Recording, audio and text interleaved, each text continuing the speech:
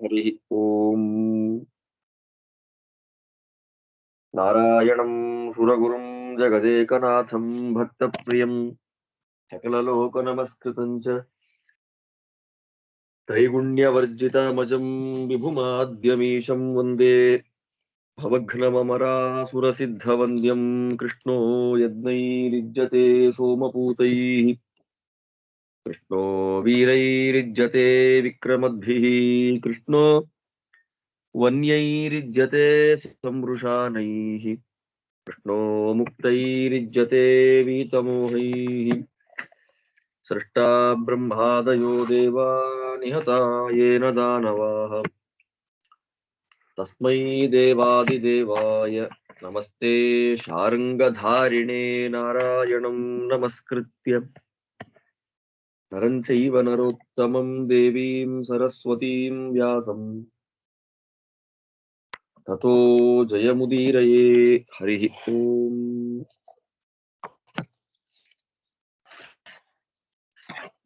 ಚಂದ್ರವಂಶದ ವರ್ಣನೆಯನ್ನು ಮಾಡುವಂತಹ ಯಾವ ಸಂದರ್ಭದಲ್ಲಿ ಈಗ ಯಯಾತಿ ಮಹಾರಾಜರ ನಾಹುಷ ಚರಿತ್ರ, ನಹುಷರ ಮಕ್ಕಳಾದ ಯಯಾತಿ ಮಹಾರಾಜರ ಚರಿತ್ರೆಯನ್ನ ಅನೇಕ ಧರ್ಮಾಖ್ಯಾನಗಳಿಂದ ಕೂಡಿದ ಧರ್ಮಿಷ್ಠವಾದ ಧರ್ಮದ ಪ್ರಬೋಧವನ್ನ ನಮಗೆ ಉಂಟು ಮಾಡುವಂತಹ ಒಳ್ಳೆಯ ಆಖ್ಯಾನವನ್ನ ನಿರೂಪಣೆ ಮಾಡ್ತಾ ಇದ್ದಾರೆ. ಜನಮೇಜಯ ಮತ್ತೆ ಪ್ರಶ್ನೆ ಮಾಡ್ತಾನೆ. 83ನೇ ಅಧ್ಯಾಯ, 83ತಮೋಧ್ಯಾಯ, 83ನೇ ಅಧ್ಯಾಯ ಆರಂಭವಾಗಬೇಕಿಲ್ಲಿಂದ. ಪುತ್ರಂ ಯಯಾತೆ ಪ್ರಬ್ರೂಹಿ ಪೂರ್ವಂ ಧರ್ಮಭೃತಾಂ ವರಂ ಆನುಪೂರ್ವ್ಯೇಣ ಯೇ ಚಾನ್ಯೇ ಪೂರ್ವಂಶ ವಿವರ್ಧನಾಃ ವಿಸ್ತರೇಣ ಪುನರ್ಬ್ರೂಹಿ ದೌಷ್ಯಂತೇರ್ಜನಮೇಜಯಾತ್ ಅಂಬಭೂವ ಯಥಾ ರಾಜ ಭರತೋ ದ್ವಿಜಸತ್ತಮಃ.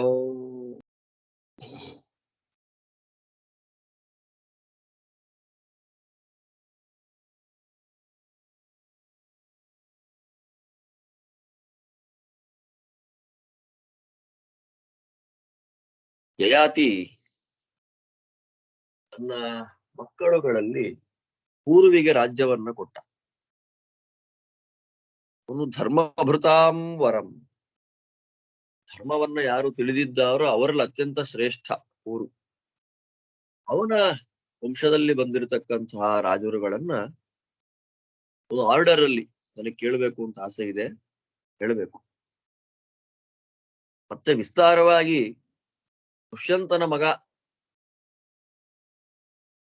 ಜನಮೇಜಯ ಅಂತ ಒಬ್ಬ, ಭರತ ಇನ್ನೊಬ್ಬ. ಭರತ ಹೇಗೆ ರಾಜನಾದ? ದುಷ್ಯಂತನಿಗೆ ಅನೇಕ ಮಕ್ಕಳಿದ್ರು, ಭರತ ಹೇಗೆ ರಾಜನಾದ ಎನ್ನುವಂಥ ಕಥೆಯನ್ನ ವಿಸ್ತಾರವಾಗಿ ತಿಳಿಸಿಕೊಡ್ಬೇಕು. ಅಂದ್ರೆ ಮಹಾಭಾರತದ ಕಥೆಯ ಅಸ್ತಿಕಾದಿ ಭಾಗ ಅಂತ ಏನು ಮಹಾಭಾರತದಲ್ಲಿ ನಾವು ಕೇಳ್ತೇವೆ, ವಂಶದ ಚರಿತ್ರೆ ಕಥೆಗಳು, ಅದನ್ನ ಹೇಳಲಿಕ್ಕೆ ಪೀಠಿಕೆಯನ್ನ ಹೇಳ್ತಾ ಇದ್ದಾನೆ ಜನಮೇಜಯ. ಏನು ಬೇಕು ಅಂತ ಕೇಳಿದ. ವೈಶಂಪಾಯನರು ಉತ್ತರ ಕೊಡ್ತಾರೆ.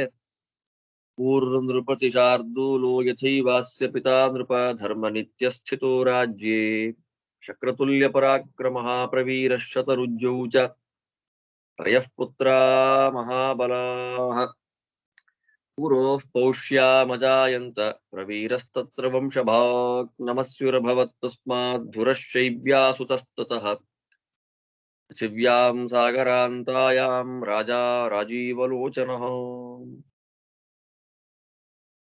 ಜನಮೇಜಯ, ನೃಪತಿ ಶಾರ್ದೂಲಃ, ಗೊತ್ತಾಗುತ್ತೆ ಶಾರ್ದೂಲ ಅಂದ್ರೇನು ಅಂತ ಹೇಳಿದ್ದೇನೆ. ನೃಪತಿ ಶಾರ್ದೂಲನಾಗಿರ್ತಕ್ಕಂತಹ ಪೂರ್ವಿಗೆ ಅವನಪ್ಪನಿಗೆ ಏನು ಗುಣಗಳಿತ್ತು ಅದೇ ಇತ್ತು. ಇಂದ್ರದೇವರಿಗೆ ಸಮನಾದ ಬಲ ಅಂತ ಯಯಾತಿಗೆ ನಾವು ಹೇಳ್ತಾ ಇದ್ವಲ್ಲ, ಅದೇ ಪ್ರಕಾರವಾದ ಬಲ. ಶಕ್ರತುಲ್ಯ ಪರಾಕ್ರಮ, ಧರ್ಮನಿತ್ಯ, ಯಾವಾಗಲೂ ಕೂಡ ಧರ್ಮದಲ್ಲಿಯೇ ಇದ್ದವನಾಗಿ ರಾಜ್ಯವನ್ನ ಪರಿಪಾಲನೆ ಮಾಡ್ತಾ ಇದ್ದಾನೆ. ಅವನಿಗೆ ಪೌಷ್ಯಾದೇವಿ ಹೆಂಡತಿ, ಪೌಷ್ಯೆ ಅವಳಲ್ಲಿ ಮಹಾಬಲಶಾಲಿಗಳಾಗಿರ್ತಕ್ಕಂತಹ 3 ಜನ ಮಕ್ಕಳು, ಪ್ರವೀರ, ಶತ, ರುಜ್ಯ ಅಂತ 3 ಮಂದಿ ಮಕ್ಕಳಾಗಿದ್ದಾರೆ. ಅವರಲ್ಲಿ ಶತ ಮತ್ತು ರುಜ್ಯರು ಅವಾಂತರ ಭಾಗಗಳಾದ್ರೆ ಮುಖ್ಯ ಭಾಗವಾಗಿ ರಾಜ್ಯವನ್ನ ಮುಖ್ಯವಾಗಿ ಸಮ್ರಾಟ್ ಅಭಿಷಿಕ್ತನಾಗಿ ವಂಶವನ್ನ ಮುಂದುವರಿಸಿಕೊಂಡು ಹೋದಂತಹ ವ್ಯಕ್ತಿ ಪ್ರವೀರ. ಆ ಪ್ರವೀರನಿಗೆ ಶೈಬ್ಯ ಅಂತ ಹೆಣ್ಣು ಮಗಳು. ಆ ಶೈಬ್ಯಾದೇವಿಯಲ್ಲಿ ಒಬ್ಬ ಮಗ ನಮಸ್ಯು ಅಂತ ಅವನ ಹೆಸರು. ಅವನು ಕಮಲದಂತೆ ಕಣ್ಣು, ರಾಜೀವ ಲೋಚನ. ಸಮುದ್ರವೇ ಬಾರ್ಡರ್ ಆಗಿ ಉಳ್ಳ ಈ ಭೂಮಿಯನ್ನ ವಿಶೇಷವಾಗಿ ಪರಿಪಾಲನೆ ಮಾಡಿದ ರಾಜ ಆ ನಮಸ್ಯು. ಅವನು ಶುಭ್ರಶ್ಚೋಭಯದೋ ವೀರ ಸೌವೀರತನಯಾಸ್ತ್ರಯ ನಮಸ್ಯೋರಭವನ್ ಪುತ್ರಾಃ ಶೂರಾ ಸರ್ವೇ ಮಹಾರಥಾಃ. ಅವನಿಗೆ ಸೌವೀರ ಅಂತ ಹೇಳಿ ಹೆಂಡತಿ, ಹೆಣ್ಣು ಮಗಳು ಸೌವೀರ ಅಂತ. ಆ ಸೌವೀರಾದೇವಿಯಲ್ಲಿ ಮಹಾರಥರು ಒಳ್ಳೆ ಶೂರರೂ ಆಗಿರ್ತಕ್ಕಂತಹ 3 ಜನ ಮಕ್ಕಳು ಹುಟ್ಟಿದ್ದಾರೆ. ಶುಭ್ರು, ಉಭಯದ ಮತ್ತು ವೀರ ಅಂತ 3 ಮಂದಿ ಮಕ್ಕಳಾಗಿದ್ದಾರೆ. ಸುನ್ವಂತಂ ವಸುನಾಭಂಚ ಗರ್ಗರಮ್ಯೌ ಯಶಸ್ವಿನೌ ಶೂರಾನುಭಯದೋ ರಾಜ ಜನಯಾಮಾಸ ವೀರ್ಯವಾನ್. ಆ ಉಭಯದ, ಅವನು ಸಾಮಾನ್ಯ ಅಲ್ಲ, ಅವನು ಆ ಉಭಯದ ಎಂಬತಕ್ಕಂಥ ರಾಜ ವೀರ್ಯವಾನ್, ಒಳ್ಳೆ ಮಹಾಪರಾಕ್ರಮಶಾಲಿ ಆಗಿರತಕ್ಕಂಥವನು. ಅವನಿಗೆ 4 ಜನ ಮಕ್ಕಳು, ಸುನ್ವಂತ, ಸುನಾಭ, ಗರ್ಗ ಮತ್ತು ರಮ್ಯಾ ಅಂತ 4 ಜನ ಮಕ್ಕಳು. ಅಲ್ಲಿಂದ ಮುಂದಕ್ಕೆ ಯವೀಯಾನ್ ಸುನ್ವತಃ ಪುತ್ರೋ ರಥಂತರ್ಯಾಮಜಾಯತ ಶೂರಾಶ್ಚ ದೃಢಧನ್ವಾಚ ಮಪುಷ್ಮಾಂಶ್ಚ ನೃಪೋತ್ತಮಃ.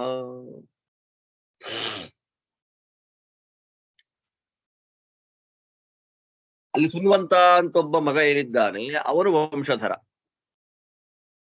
ಭೈರನಿಗೆ. ಆ ಸುನ್ವಂತ ರಥಂತರಾದೇವಿಯನ್ನ ಮದುವೆ ಮಾಡಿಕೊಳ್ತಾನೆ. ಆ ರಥಂತರಾದೇವಿಯಲ್ಲಿ ಶೂರನು, ಶೂರಃ ದೃಢ ಧನ್ವಾಚ, ಅವನ ಕೈಯಲ್ಲಿ ಧನುಸ್ಸನ್ನ ಹಿಡಿದು ಬಿಟ್ರೆ ಯುದ್ಧ ಮಾಡುವಾಗ ಬೇರೆಯವರು ಬಾಣ ಬಿಟ್ಟಾಗ ಹೊಡೆದಾಗ ಕೈಯಿಂದ ಧನುಸ್ಸು ಕೆಳಗೆ ಬಿದ್ದು ಹೋಗುವಂತಹ ಸಂಭವ ಇರುತ್ತೆ. ಆದ್ರೆ ಇವನು ದೃಢ ಧನ್ವ ಅಂತೆ, ಕೈಯಲ್ಲಿ ಧನಸ್ಸನ್ನ ಹಿಡಿದ್ರೆ ಯಾರು ಅಲ್ಲಾಡಿಸ್ಲಿಕ್ಕೆ ಸಾಧ್ಯ ಇಲ್ಲ. ಮಪುಷ್ಮಾಂಶ್ಚ, ಅವನ ಶರೀರ ನೋಡ್ಲಿಕ್ಕೆ ತುಂಬಾ ಸುಂದರವಾಗಿತ್ತು ಅಂತ ಒಬ್ಬ ಹುಡುಗ. ಯವೀ ಅಂತ, ಯವೀಯಾನ್ ಅಂತ ಅವನಿಗೆ ಹೆಸರು. ಯವೀಯೋ ನಾಮಕಃ ಕುಮಾರಃ ಜ್ಯೇಷ್ಠ.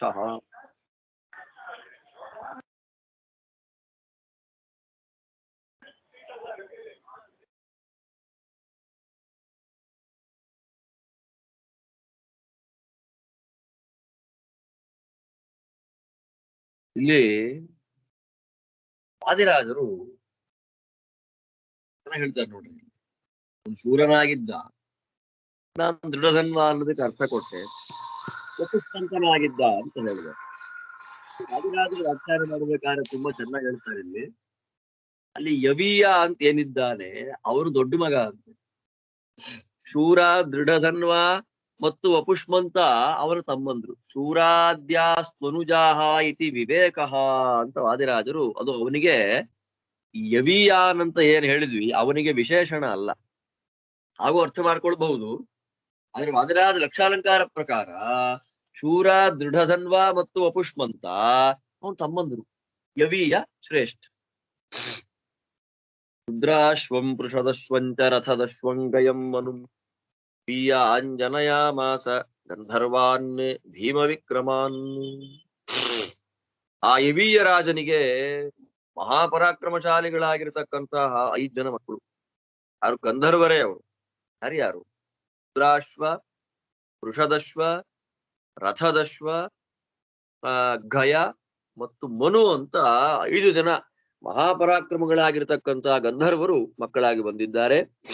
ಅದರಲ್ಲಿ ರುದ್ರಾಶ್ವ ದೊಡ್ಡವನು. ಯಾಕೆಂದ್ರೆ ದೊಡ್ಡವನಿಗೆ ರಾಜ್ಯ ಅಂತ ಅನ್ನೋದು ಕ್ಷತ್ರಿಯರಲ್ಲಿ ಅತ್ಯಂತ ಪ್ರಸಿದ್ಧವಾದ ಕ್ರಮ ಹಿಂದಿನ ಕಾಲದಲ್ಲಿ.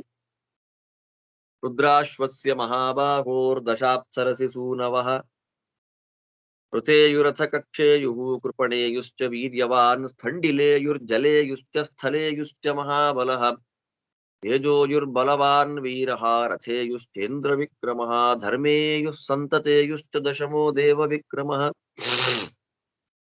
ಅನಾಘೃಷ್ಯಾಸುತಾಸ್ತೇತೂ ರಾಜಸೂಯ ಅಶ್ವಮೇಧಿನಃ. ಅದರಲ್ಲಿ ರುದ್ರಾಶ್ವ ದೊಡ್ಡವನು, ದಿವ್ಯ ರಾಜನ ಮಗ, ಮೊದಲನೇ ಮಗ ರುದ್ರಾಶ್ವ. ಆ ರುದ್ರಾಶ್ವನಿಗೆ ಅನಾಘೃಷ್ಯ ಅಂತ ಒಬ್ಬಳು ಅಪ್ಸರೆ, ಆ ಅಪ್ಸರೆಯಲ್ಲಿ 10 ಜನ ಮಕ್ಕಳಾಗ್ತಾರೆ. ತೇಯು, ಕಕ್ಷೇಯು, ಕೃಪಣೇಯು, ಸ್ಥಂಡಿಲೇಯು, ಜಲೇಯು, ಸ್ಥಲೇಯು, ತೇಜೋಯು, ರಥೇಯು, ಧರ್ಮೇಯು, ಸಂತತೇಯು ಅಂತ ಹೆಸರುಗಳು ಹೇಗಿದೆ ನೋಡಿ ಒಂದೊಂದು. 10 ಜನ ಮಕ್ಕಳಾಗ್ತಾರೆ. ಎಂಥ ಮಹಾನುಭಾವರು ಅಂದ್ರೆ ಎಲ್ಲ ರಾಜಸೂಯ ಮತ್ತು ಅಶ್ವಮೇಧ ಯಾಗಗಳನ್ನು ಮಾಡಿದವರು. ಇಂಥ ಭಾಗ್ಯಶಾಲಿಗಳು ಬರ್ತಾರೆ ನೋಡ್ರಿ. ಅದಕ್ಕೆ ಪುರು ಹಿರಿಯರ ಮಾತನ್ನ ಕೇಳಿ ಉದ್ಧತನಾದ, ದೊಡ್ಡವರ ಮಾತನ್ನ ಕೇಳಿದವರ ಮನೆಯಲ್ಲಿ ಎಂಥೆಂಥವ್ರು ಬರ್ತಾರೆ ಅನ್ನೋದಕ್ಕೆ ಸಾಕ್ಷಿ ಇದು. ಅಲ್ಲಿಂದ ಮುಂದೆ ಹೇಳ್ತಾರೆ, ಅಂತಿನಾರಸ್ತತೋ ರಾಜನ್ ವಿದ್ವಾನ್ ಚರ್ತೇಯುತೋ ಭವತ್ ತಸ್ನುಂ ಮೋದ್ಯಂ ಪ್ರತಿರಥಂ ಧ್ರುವಂಚ ಪ್ರತಿಮಂ ಯುಧಿ ಏತಾನ್ವೈ ಕುಶುವೇ ಸಾಧ್ವಿ ಯಂತಿನಾರಾದ್ ಯಶಸ್ವಿನಿ ತೇಷಾಂ ತ್ರಸ್ನುರ್ಮಹಾವೀರ್ಯಃ ಪೌರುಷಂ ಪೌರವಂ ವಂಶಮುದ್ವಹನ್.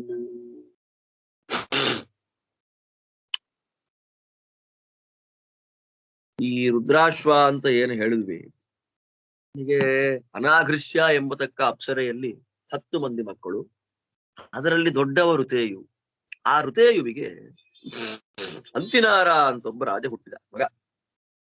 ಆ ಅಂತಿನಾರನಿಗೆ ಒಬ್ಬಳು ಹೆಂಡತಿ ಯಶಸ್ವಿನಿ ಅಂತ ಅವಳ ಹೆಸರು. ಅವಳಿಗೆ 4 ಜನ ಮಕ್ಕಳು. ತ್ರಸ್ನು, ಮೋಧ್ಯ, ಪ್ರತಿರಥ, ಧ್ರುವ ಅಂತ 4 ಜನ ಮಕ್ಕಳು. ಆ ಯಶಸ್ವಿನಿ ಅಂತಿನಾರನಿಂದ ಈ 4 ಮಂದಿ ಮಕ್ಕಳನ್ನ ಪಡೆದಿದ್ದಾರೆ.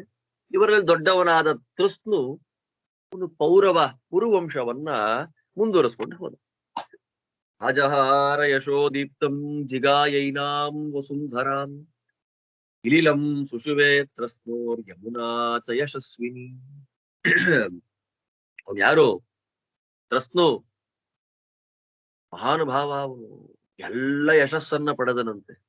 ಪ್ರಕಾಶಮಾನವಾದ ಯಶಸ್ಸು ಅಂದ್ರೆ ಗೊತ್ತಾಗೋ ತರ ಯಶಸ್ಸು ಅವನದ್ದು. ಎಲ್ಲ ಭೂಮಿಯನ್ನ ಗೆದ್ದು ಬಿಟ್ಟ. ಅಂತ ಅವನಿಗೆ ಯಮುನಾ ಅಂತ ಒಬ್ಬಳು ಹೆಂಡತಿ, ಅವಳಲ್ಲಿ ಒಬ್ಬ ಮಗ ಇಲಿಲ ಅಂತ ಹೆಸರು.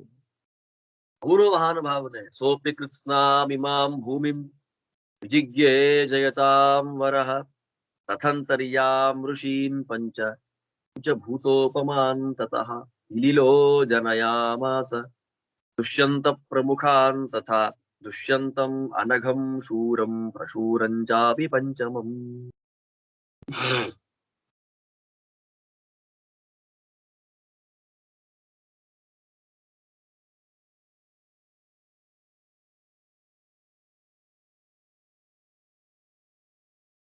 ಏನಾಯ್ತು? ಆ ಇಲಿಲ ಅವನು ಕೂಡ ಎಲ್ಲ ರಾಜ್ಯಗಳನ್ನ ಗೆದ್ದವನೇ, ಎಲ್ಲ ಭೂಮಿಯನ್ನ ಗೆದ್ದವನೇ. ರಥಂತರಾ ದೇವಿಯನ್ನು ಮದುವೆ ಮಾಡಿಕೊಂಡಿದ್ದಾನೆ.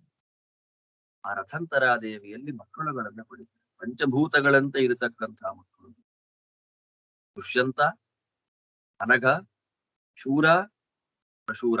ಇಲ್ಲಿ ಏನು ಒಂದು 5ನೇ ಮಗನ ಹೆಸರು ಹೇಳಿಲ್ಲ. ಇಲ್ಲಿ ಪಂಚಭೂತೋಪಮಾಂತತಃ ಅಂತ ಹೇಳಿ 5 ಮಂದಿ ಮಕ್ಕಳನ್ನ ಪಡೆದಿದ್ದಾರೆ ಅಂತ ಹೇಳಿಬಿಟ್ರು. ದುಷ್ಯಂತ, ಅನಘ, ಶೂರ, ಪ್ರಶೂರ. ಯಾರು? 4 ಜನ ಆಯ್ತು. 5ನೇವನು ಯಾರು ಅಂತ ಹೇಳಿ ನಮಗಿಲ್ಲಿ ಸಿಗೋದೇ ಇಲ್ಲ. ವಾದಿರಾಜ ಸ್ವಾಮಿಗಳು ಅಕ್ಷಾಲಂಕಾರದಲ್ಲಿ ತಿಳಿಸ್ಕೊಟ್ಟಿಲ್ಲ.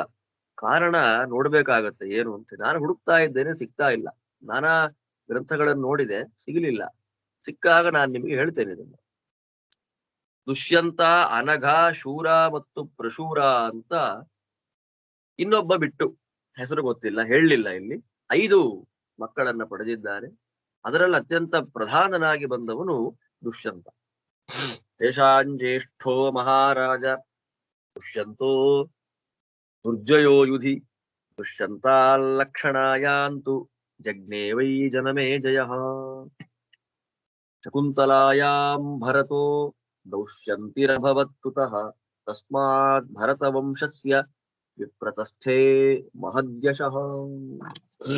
ಈ ದುಷ್ಯಂತ, ಅನಘ, ಶೂರ, ಪ್ರಶೂರ ಈ ಅಣ್ಣ ತಮ್ಮಂದರಲ್ಲಿ ದೊಡ್ಡವನ್ ದುಷ್ಯಂತ. ಅವನ ಜೊತೆ ಯುದ್ಧ ಮಾಡಿ ಗೆದ್ದವರು ಅಂತ ಯಾರೂ ಇಲ್ಲ. ಇವನಿಗೆ ಜಯ ಯಾವಾಗಲೂ. ಅವನಿಗೆ ಇಬ್ರು ಪ್ರಧಾನ ಲಕ್ಷಣ ಅಂತ ಒಬ್ಳು ಹೆಂಡತಿ, ಶಕುಂತಲಾ ಅಂತ ಒಬ್ಳು ಹೆಂಡತಿ. ಆ ಲಕ್ಷಣಾದೇವಿಯಲ್ಲಿ ಹುಟ್ಟಿದವನೇ ಜನಮೇಜಯ. ಶಕುಂತಲಾದೇವಿಯಲ್ಲಿ ಬಂದವನೇ ಭರತ. ಅವನೇ ಅತ್ಯಂತ ಪ್ರಧಾನ. ಆ ಭರತನಿಂದ ಪೌರವ ವಂಶ ಭರತ ವಂಶ ಆಯ್ತು.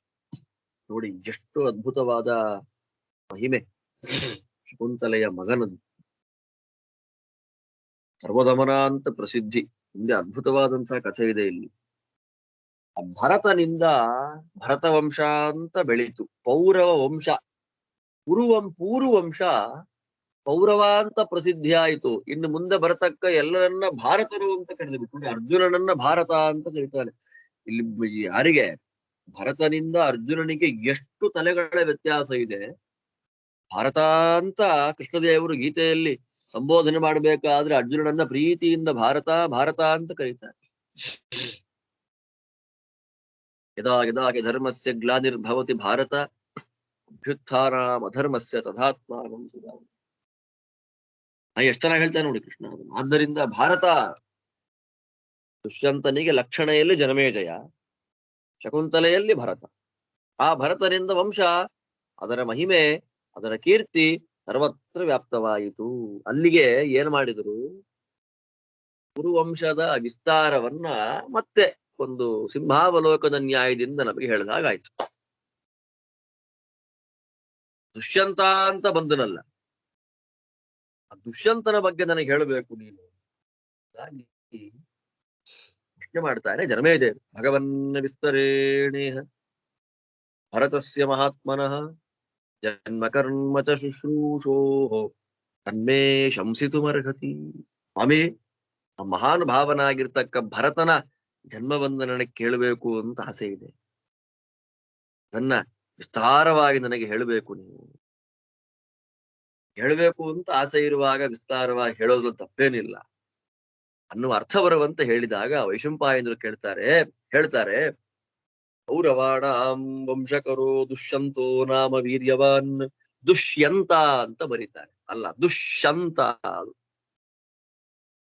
ದುಷ್ಯಂತ ದುಷ್ಯಂತ ಅಂತ ನಮ್ಮಲ್ಲಿ ಶಕಾರಕ್ಕೆ ಯಕಾರವನ್ನ ಒತ್ತಕ್ಷರವನ್ನಾಗಿ ಅಡಿಯನ್ನ ಕೊಟ್ಟು ಬರೆಯುವಂತಹ ಪದ್ಧತಿ ಅನೇಕ ಕಡೆ ಬಂದು ಬಿಟ್ಟಿದೆ. ಶ್ರೀಮನ್ ಮಹಾಭಾರತ ಅತ್ಯಂತ ಸ್ಪಷ್ಟವಾಗಿ ಹೇಳುತ್ತೆ, ದುಷ್ಯಂತ ಅಲ್ಲ, ಅವನು ದುಷ್ಯಂತ. ನಮಗೆ ಯಾವುದಾದ್ರೇನು ಬಾಯಲ್ಲಿ ಒಂದು ಬಂದ್ರೆ ಸಾಕು, ಒಟ್ನ ಅಂತ ಬಂದ್ರೆ ಸಾಕು. ದುಷ್ಯಂತನೋ ದುಷ್ಯಂತನೋ ಏಕ ಶಬ್ದ ಸಮ್ಯಜ್ಞಾತಃ ಸುಷ್ಟು ಪ್ರಯುಕ್ತ ಸ್ವರ್ಗೇ ಲೋಕೆ ಕಾಮಧುಗ್ಭವತಿ ಅಂತ ಶಾಸ್ತ್ರ. ಒಂದು ಶಬ್ದವನ್ನ ಚೆನ್ನಾಗಿ ತಿಳ್ಕೊಳ್ಬೇಕು, ಚೆನ್ನಾಗಿ ತಿಳಿದು ಹಾಗೆಯೇ ಅದನ್ನ ಉಚ್ಚಾರ ಮಾಡಬೇಕು. ಯಾವ ಶಬ್ದವನ್ನ ಹೇಗೆ, ತೀರ್ಥ ಅಲ್ಲ, ತೀರ್ಥ, ಶಿವ, ಶಂಕರ, ಷಣ್ಮುಖ, ಶಂಖ, ಹಾಗೆಲ್ಲ ಎಲ್ಲೆಲ್ಲಿ ಹ್ರಸ್ವ ದೀರ್ಘ ಹೇಗೆ ಉಚ್ಚಾರ ಮಾಡಬೇಕು ಅಂತ ಶಾಸ್ತ್ರ ಆದೇಶ ಮಾಡುತ್ತೋ ಹಾಗೆ ಶಬ್ದಗಳನ್ನ ತಿಳಿದು ಉಚ್ಚಾರ ಮಾಡುವುದರಿಂದ ಒಳ್ಳೆ ಫಲ ಇದೆ. ಈ ಲೋಕದಲ್ಲಿ ಪರಲೋಕದಲ್ಲಿ ಒಳ್ಳೆ ಫಲ ನಮಗಿದೆ ಅಂತ ವ್ಯಾಕರಣ ಸೂತ್ರ, ವ್ಯಾಕರಣ ಗ್ರಂಥ ನಮಗೆ ಆದೇಶ ಮಾಡ್ತಾ ಇದೆ. ದುಷ್ಯಂತ ಅವನು ಯಾರು ಇಲ್ಲಿ ಹೇಳಿಬಿಟ್ಟ. ಜನಮೇಜಯ ಯಾರು ಅಂತಂದ್ರೆ ಭರತ ಸತ್ತಮ, ಭರತ ವಂಶದಲ್ಲೇ ಅತ್ಯಂತ ಶ್ರೇಷ್ಠನಾದವನು ನೀನು. ಆ ಪೌರವ ವಂಶ ಏನಿದೆ, ಆ ವಂಶದಲ್ಲಿ ಅತ್ಯಂತ ದೊಡ್ಡವನಾಗಿ ಬಂದವನು ದುಷ್ಯಂತ. ಚತುರಂತಾಯ, 4 ತುದಿಗಳಿಂದ ಕೂಡಿದ ಭೂಮಿಯನ್ನ ರಕ್ಷಣೆ ಮಾಡ್ತಾ ಇದ್ದಂತಹ ವ್ಯಕ್ತಿ. ಹೇಗಿತ್ತು ಅವನ ಸಾಮ್ರಾಜ್ಯ? ಚತುರ್ಭಾಗಂ ಭುವಃ ಕೃತ್ಸ್ನಂ ಯೋ ಭುಂಕ್ತೆ ಮನುಜೇಶ್ವರ. ಸಮುದ್ರವಸ್ತನಾಂಶ್ಚಾಪಿ ದೇಶಾನ್ ಸ ಸಮಿತಿಂಜಯಃ ಮ್ಲೇಚ್ಛಾನಾಟವಿಕಾಂಶ್ಚಾಪಿ ಯೋ ಭುಂಕ್ತೆ ರಿಪುಮರ್ದನಃ ರತ್ನಾಕರಾನ್ ಸಮುದ್ರಾಂಶ್ಚ ಚಾತುರ್ವರ್ಣ್ಯಜನಾವೃತಾನ್. ಹೇಳನಲ್ಲ, ಯುದ್ಧದಲ್ಲಿ ಅವನಿಗೆ ಎದುರು ಯಾರೂ ಇಲ್ಲ ಅಂತ. 4 ಭಾಗಗಳಿಂದ ಕೂಡಿದ ಭೂಮಿಯನ್ನ, ಸಮುದ್ರದ ಹತ್ತಿರದಲ್ಲಿ ವಾಸ ಮಾಡ್ತಾ ಇರತಕ್ಕ ಪ್ರದೇಶಗಳನ್ನ, ಮ್ಲೇಚ್ಛರುಗಳನ್ನ ಅಂದ್ರೆ ಮ್ಲೇಚ್ಛರು ವಾಸ ಮಾಡತಕ್ಕ ದೇಶಗಳನ್ನ, ಕಾಡುಗಳ ದೇಶಗಳನ್ನ, ಚತುರ್ವರ್ಣ ಬ್ರಾಹ್ಮಣ ಕ್ಷತ್ರಿಯ ವೈಶ್ಯ ಶೂದ್ರರುಗಳು ಇರುವಂತಹ ಅನೇಕ ದೇಶಗಳನ್ನು, ರತ್ನಗಳನ್ನ ಕೊಡತಕ್ಕ ರತ್ನಾಕರ ಅಂತ ಪ್ರಸಿದ್ಧವಾದ ಸಮುದ್ರದ ಪ್ರದೇಶಗಳನ್ನ ಅವನು ಆಳ್ವಿಕೆ ಮಾಡ್ತಾ ಇದ್ದಂತ. ಆ ಎಲ್ಲ ಪ್ರದೇಶಗಳಿಗೂ ರಾಜನಾಗಿದ್ದ. ಹೇಗಿತ್ತು ಅವನ ಸಾಮ್ರಾಜ್ಯ, ಅವಧಿ ಹೇಗಿತ್ತ ಆ ಕಾಲ? ನ ವರ್ಣ ಸಂಕರ ಕರೋ ನ ಕೃಷ್ಟಕರ ಕೃಜ್ಜನ ನ ಪಾಪಕೃತ್ ಕಶ್ಚಿದಾಸಿ ತಸ್ಮಿನ್ ಶಾಸತಿ ತಸ್ಮಿನ್ ರಾಜನಿ ಶಾಸತಿ. ಅಲ್ಲಿ ವರ್ಣಸಂಕರ ಅನ್ನೋದೇ ಇಲ್ಲ. ವರ್ಣಸಂಕರವನ್ನ ಮಾಡತಕ್ಕಂಥವ್ರು ಯಾರೂ ಇಲ್ಲ ಅವತ್ತಿನ ಕಾಲಕ್ಕೆ. ವರ್ಣಸಾಂಕರ್ಯ ಅಂತ ಅನ್ನೋದು ಎಲ್ಲೋ, ನಮಗೆ ನೋಡಿ ವರ್ಣಸಾಂಕರ್ಯ ಅಂತ ಅನ್ನೋದು ಎಲ್ಲೋ ಇತ್ತು. ಈಗ ನೋಡ್ಬಿಟ್ರೆ ಎಲ್ಲೆಲ್ಲೂ ವರ್ಣಸಾಂಕರ್ಯ. ವರ್ಣಸಾಂಕರ್ಯವಿಲ್ಲದ ಜಾಗವೇ ಇಲ್ಲ ಅನ್ನೋದು ಆಗ್ಬಿಟ್ಟಿದೆ. ಏನು ಮಾಡೋ ಹಾಗಿಲ್ಲ, ಕಲಿಗಾಲ.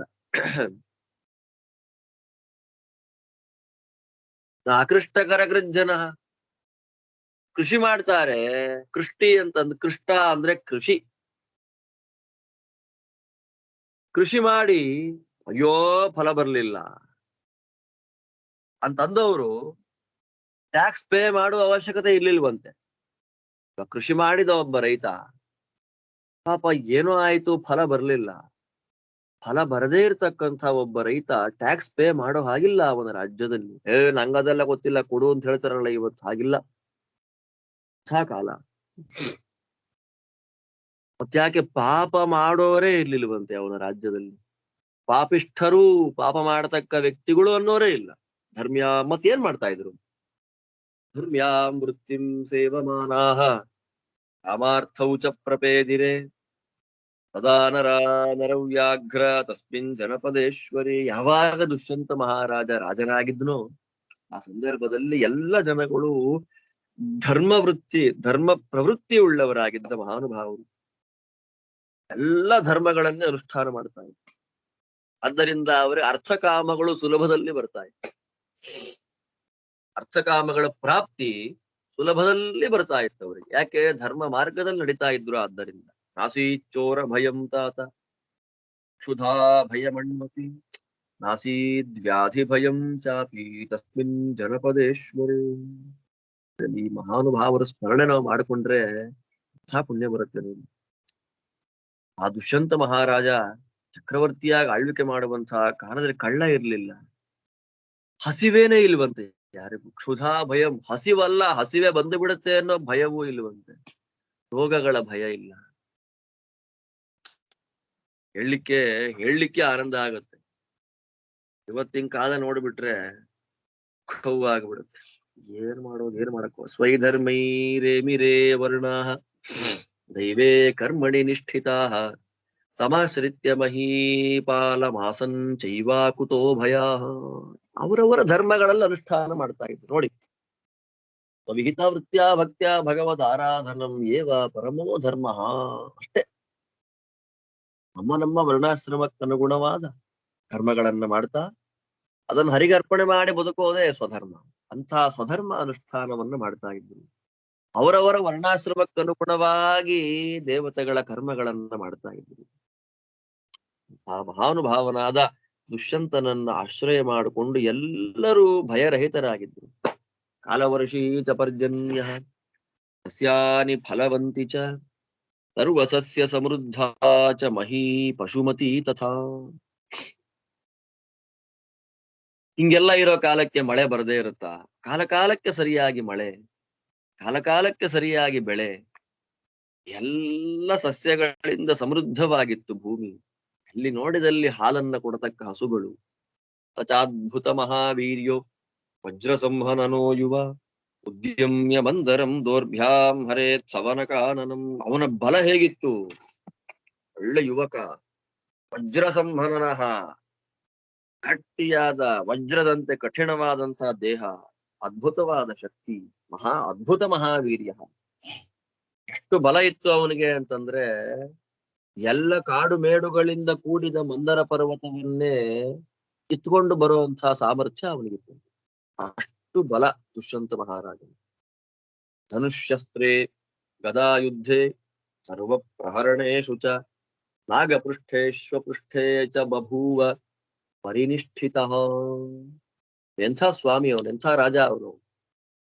ಧನುಸ್ಸಿನ ಯುದ್ಧದಲ್ಲಿ, ಅಸ್ತ್ರ ಯುದ್ಧದಲ್ಲಿ, ಗದಾ ಯುದ್ಧದಲ್ಲಿ, ಎಲ್ಲ ಆಯುಧಗಳ ಯುದ್ಧದಲ್ಲಿ, ನಾಗಪೃಷ್ಠೆ, ನಾಗ ಅಂದ್ರೆ ಆನೆಗಳ ಮೇಲೆ ಕೂತು ಯುದ್ಧ ಮಾಡುವಂಥದ್ದರಲ್ಲಿ, ಅಶ್ವಯುದ್ಧ ಗೊತ್ತಾಗುತ್ತೆ, ಅಶ್ವಪೃಷ್ಠೆ, ಈ ಎಲ್ಲ ವಿಷಯಗಳೆಲ್ಲ ಅವನಿಗೆ ಪ್ರಾವೀಣ್ಯ ಇತ್ತು.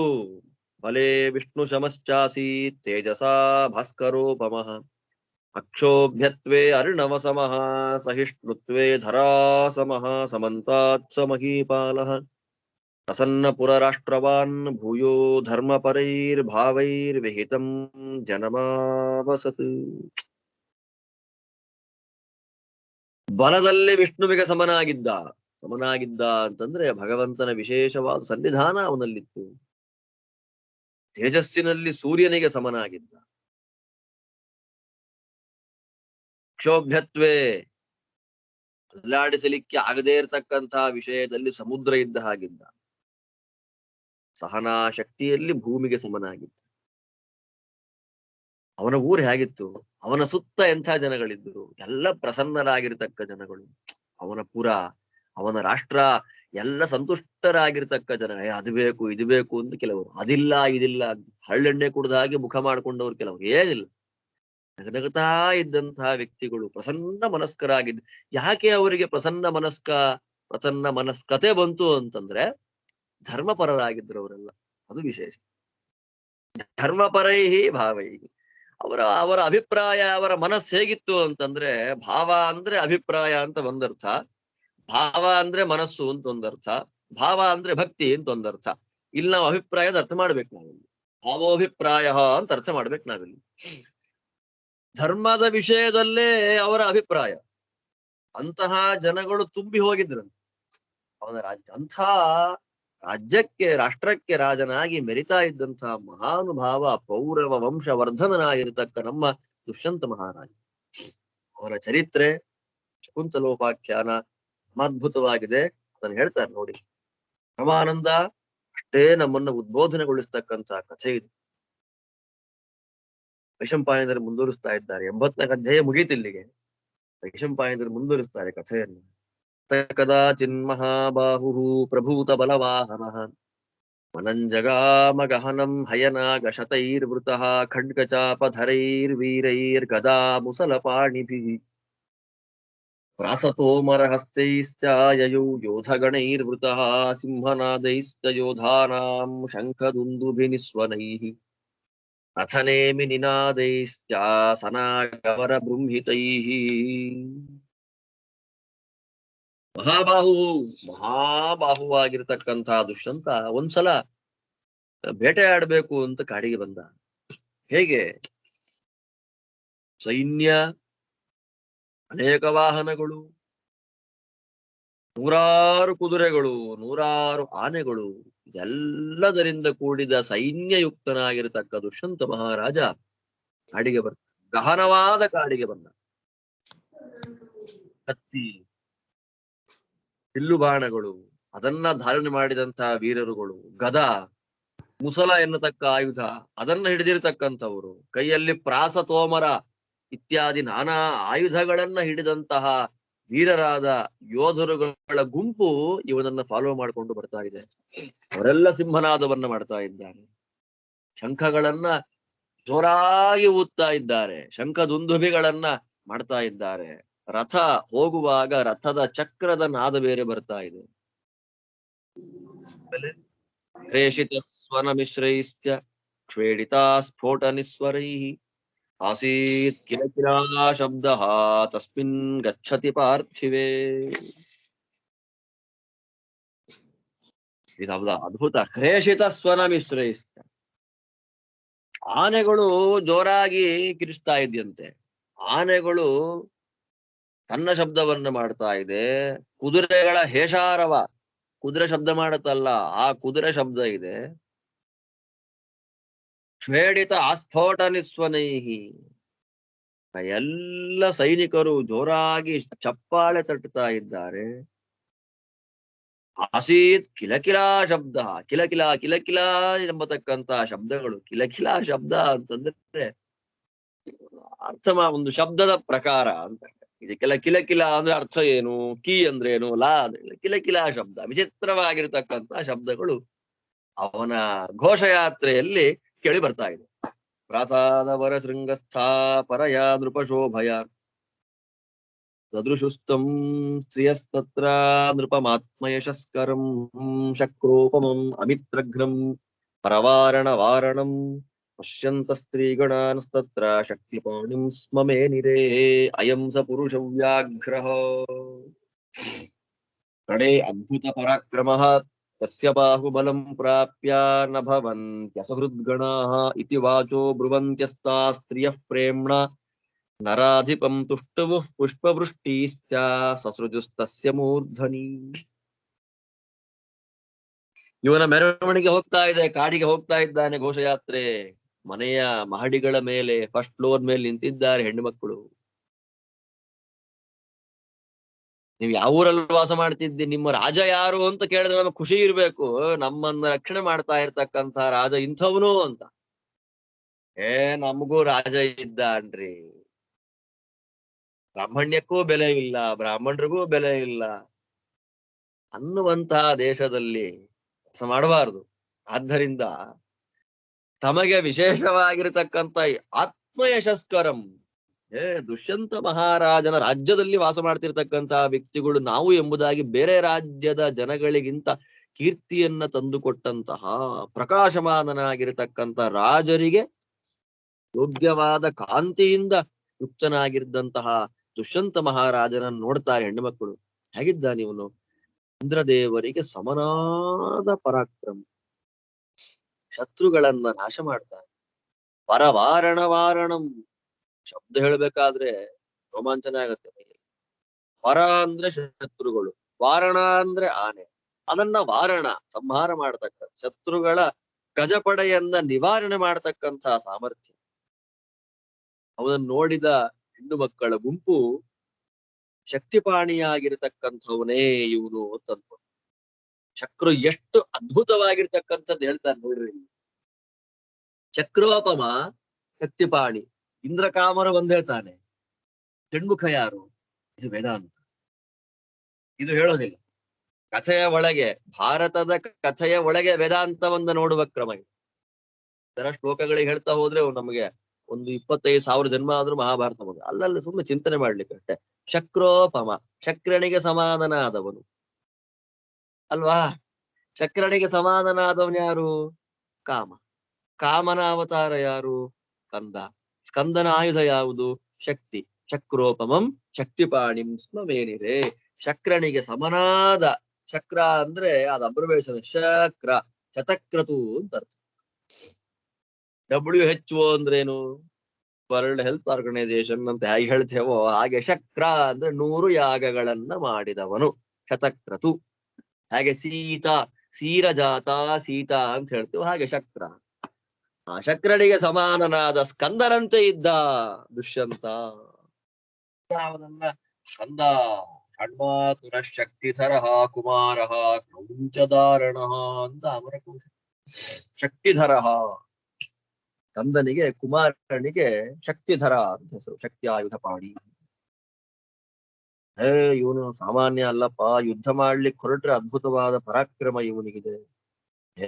ಇವನ ಬಾಹುಬಲದ ಮಧ್ಯ ಸಿಕ್ಕಿಕೊಂಡಿರತಕ್ಕಂತಹ ಶತ್ರುಗಳಿಗೆ ಮತ್ತೆ ಪ್ರಾಣವೇ ಇಲ್ಲ, ಹತ್ತೆ ಹೋಗಿ ಬಿಡ್ತಾರೆ. ಅಂಥ ಪರಾಕ್ರಮ. ಯಾಕೆ?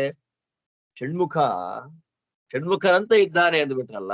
ಷಣ್ಮುಖ ಅವನು ಯಾರು? ಸೇನಾಪತಿ, ದೇವಸೇನಾಪತಿ ಅವನು. ಆದ್ದರಿಂದ ಇಕ್ಕೋರ್ ಸೇನಾಪತಿಗಳು ಕೋಟಿ ಜನ ಬಂದು ಹೋಗಿದ್ದಾರೆ. ಸ್ಕಂದ ದೇವ ಸೇನಾಪತಿ ಅಂತ ಯಾಕೆ ಪ್ರಧಾನವಾಗಿ ಹೇಳ್ತೀವಿ ಅಂದ್ರೆ ಅಸುರ ಜನ ಸಂಹಾರಕ, ದುಷ್ಟ ಸಂಹಾರಕ ಎಂಬತಕ್ಕಂಥ ಕಾರಣದಿಂದ. ಈಗ ಹೆಣ್ಣು ಮಕ್ಕಳು ಮಾತಾಡ್ತಾ ಆ ರಾಜನ ಸ್ತೋತ್ರವನ್ನ ಮಾಡ್ತಾ ಅವನ ಮೇಲೆ ಪುಷ್ಪಗಳನ್ನ ಹಾಕ್ತಾರಂತೆ, ಪುಷ್ಪವೃಷ್ಟಿಯನ್ನ ಮಾಡ್ತಾ ಇದ್ದಾರೆ. ತತ್ರ ತತ್ರ ವಿಪ್ರೇಂದ್ರೈಃ ಸ್ತೂಯಮಾನಃ ಸಮಂತತಃ ಹಿರಿಯಯೌ ಪರಯಾ ಪ್ರೀತ್ಯಾ ವನಂ ಮೃಗಜಿಘಾಂಸಯ. ಅಲ್ಲಲ್ಲಿ ಹೆಣ್ಮಕ್ಳು ಮಾತ್ರ ಅಲ್ಲ, ಬ್ರಾಹ್ಮಣರುಗಳು ಕೂಡ ಎಂಥ ಕಾಲವನ್ನ ಕೊಟ್ಟಿದ್ದಾನೆ ನಮಗೆ. ದೇವಾಲಯಕ್ಕೆ ಹೋಗ್ಲಿಕ್ಕೆ, ಕ್ಷೇತ್ರಗಳ ಕ್ಲೆನ್ಲಿನೆಸ್, ಕ್ಷೇತ್ರಗಳ ಪಾವಿತ್ರ್ಯತೆ, ಇದೆಲ್ಲವನ್ನ ಕಾಪಾಡಿಕೊಳ್ಳಲಿಕ್ಕೆ ಕಾರಣನಾದವನು, ಯಜ್ಞಯಾಗಾದಿಗಳಿಗೆ ಅನುಕೂಲನಾದವನು, ನಾರಾಯಣ ಭಜನಾದಿಗಳಿಗೆ ಅನುಕೂಲವನ್ನು ಮಾಡಿಕೊಡತಕ್ಕಂತ ರಾಜ ನಮ್ಮ ರಾಜ ಅಂತ ಹೇಳಿ ದ್ವಿಜೋತ್ತಮರುಗಳು ಹೊಗಳ್ತಾ ಇದ್ದಾರೆ. ಮಹಾನುಭಾವನಾಗಿರತಕ್ಕ ದುಷ್ಯಂತ ಸೇನಾ ಬಲದಿಂದ ಒಡಗೂಡಿಕೊಂಡು ದುಷ್ಟ ಮೃಗಗಳನ್ನ ಸಂಹಾರ ಮಾಡಬೇಕೆಂಬತಕ್ಕಂಥ ನಿಮಿತ್ತದಿಂದ ಸಂತುಷ್ಟನಾಗಿ ಕಾಡಿಗೆ ಹೊರಟ.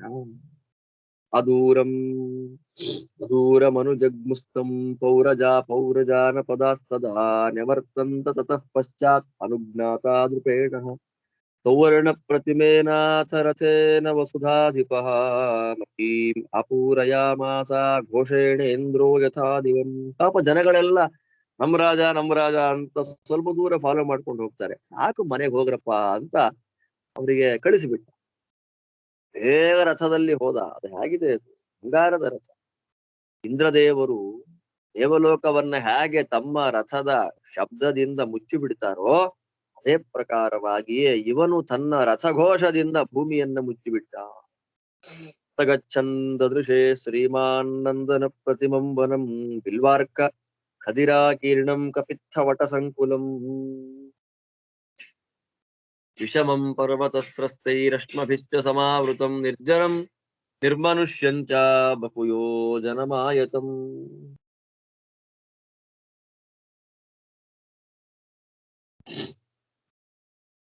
ಮೃಗಸಂಘೈರ್ವೃತಂ ಘೋರೈಃ ಅನ್ಯೈಶ್ಚಾಪಿ ವನೇಚರೈಃ ತದ್ವನಂ ಮನುಜೌ ವ್ಯಾಘ್ರಃ ಸಾಮಾತ್ಯ ಬಲವಾಹನಃ ಲೋಳಯಾಮಾಸ ದುಷ್ಯಂತಃ ಸೂದಯನ್ ವಿವಿಧಾನ್ ಮೃಗಾನ್ ಬಾಣಗೋಚರ ಸಂಪ್ರಾಪ್ತಾನ್ ತತ್ರ ವ್ಯಾಘ್ರಗಣಾನ್ ಬಹೂನ್ ಪಾತಯಾಮಾಸ ದುಷ್ಯಂತೋ ನಿರ್ಬಿಭೇದ ಚ ಸಾಯಕೈಃ ದೂರಸ್ಥಾನ್ ಸಾಯಕೈಃ ಕಾಂಶ್ಚಿದಭಿನತ್ಸ ನರಾಧಿಪಃ ಅಭ್ಯಾಸಮಾಗತಾನ್ಶ್ಚಾನ್ಯಾನ್ ಖಡ್ಗೇನ ವಿರಕೃಂತತಾ ಕಾಂಶ್ಚಿದೇತಾನ್ ಸ ನಿರ್ಜಘ್ನೆ ಶಕ್ತ್ಯಾ ಶಕ್ತಿಮತಾಂ ವರಹ ಗದಾ ಮಂಡಲ ತತ್ವಜ್ಞಶ್ಚರಾಮಿತ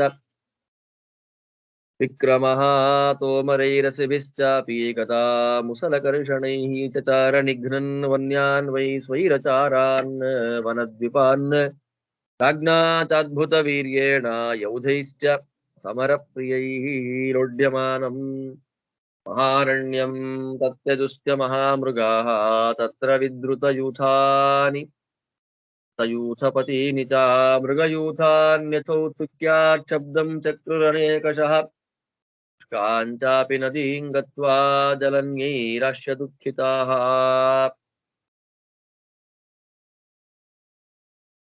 ವ್ಯಾಯಾಮಕ್ಲಾಂತ ಹೃದಯಾಃ ಪತಂತಿ ಸ್ಮ ವಿಚೇತನಾಃ ಕ್ಷುತ್ಪಿಪಾಸಾ ಪರೀತಾಶ್ಚ ಶ್ರಾಂತಾಶ್ಚ ಪತಿತಾ ಭುವಿ ಕೇಚಿತ್ ತತ್ರ ನರೌ ವ್ಯಾಘ್ರೈಃ ಅಭಕ್ಷಂತ ಬುಭುಕ್ಷಿತೈಃ ಕೇಚಿದಗ್ನಿಮಥೋತ್ಪಾದ್ಯ ಸಂಸಾಧ್ಯ ಚ ವನೇಚರಾಃ ಭಕ್ಷಯಂತಿ ಸ್ಮ ಮಾಂಸಾನಿ ಪ್ರಕೃತ್ಯ ವಿಧಿವತ್ ತದಾ ತತ್ರ ಕೇಚಿದ್ ಗಜಾ ಮತ್ತಾ ಬಲಿನಃ ಶಸ್ತ್ರ ವಿಕ್ಷತಾಃ ಸಂಕೋಚ್ಯಾಗ್ರಕರಾನ್ ಭೀತಾಃ ಪ್ರಾದ್ರವಂತಿ ಸ್ಮ ವೇಗಿತಾಃ ಶಕ್ರನ್ಮೂತ್ರಂ ಸೃಜन्तಶ್ಚ ಕ್ಷರन्तಃ ಶೋಣಿತಂ ಬಹೂವನ್ಯಾ ಗಜವರಾಸ್ತತ್ರ ಮಮೃದುರ್ಮನುಜಾನ್ ಬಹೂನ್ ತದ್ವನಂ ಬಲಮೇಘೇನ ಶರಧಾರೇಣ ಸಂವೃತಂ ವ್ಯರೋಚತ ಮೃಗಾಕೀರ್ಣಂ ರಾಜ್ಞಾ ಹತ ಮೃಗಾಧಿಪಂ.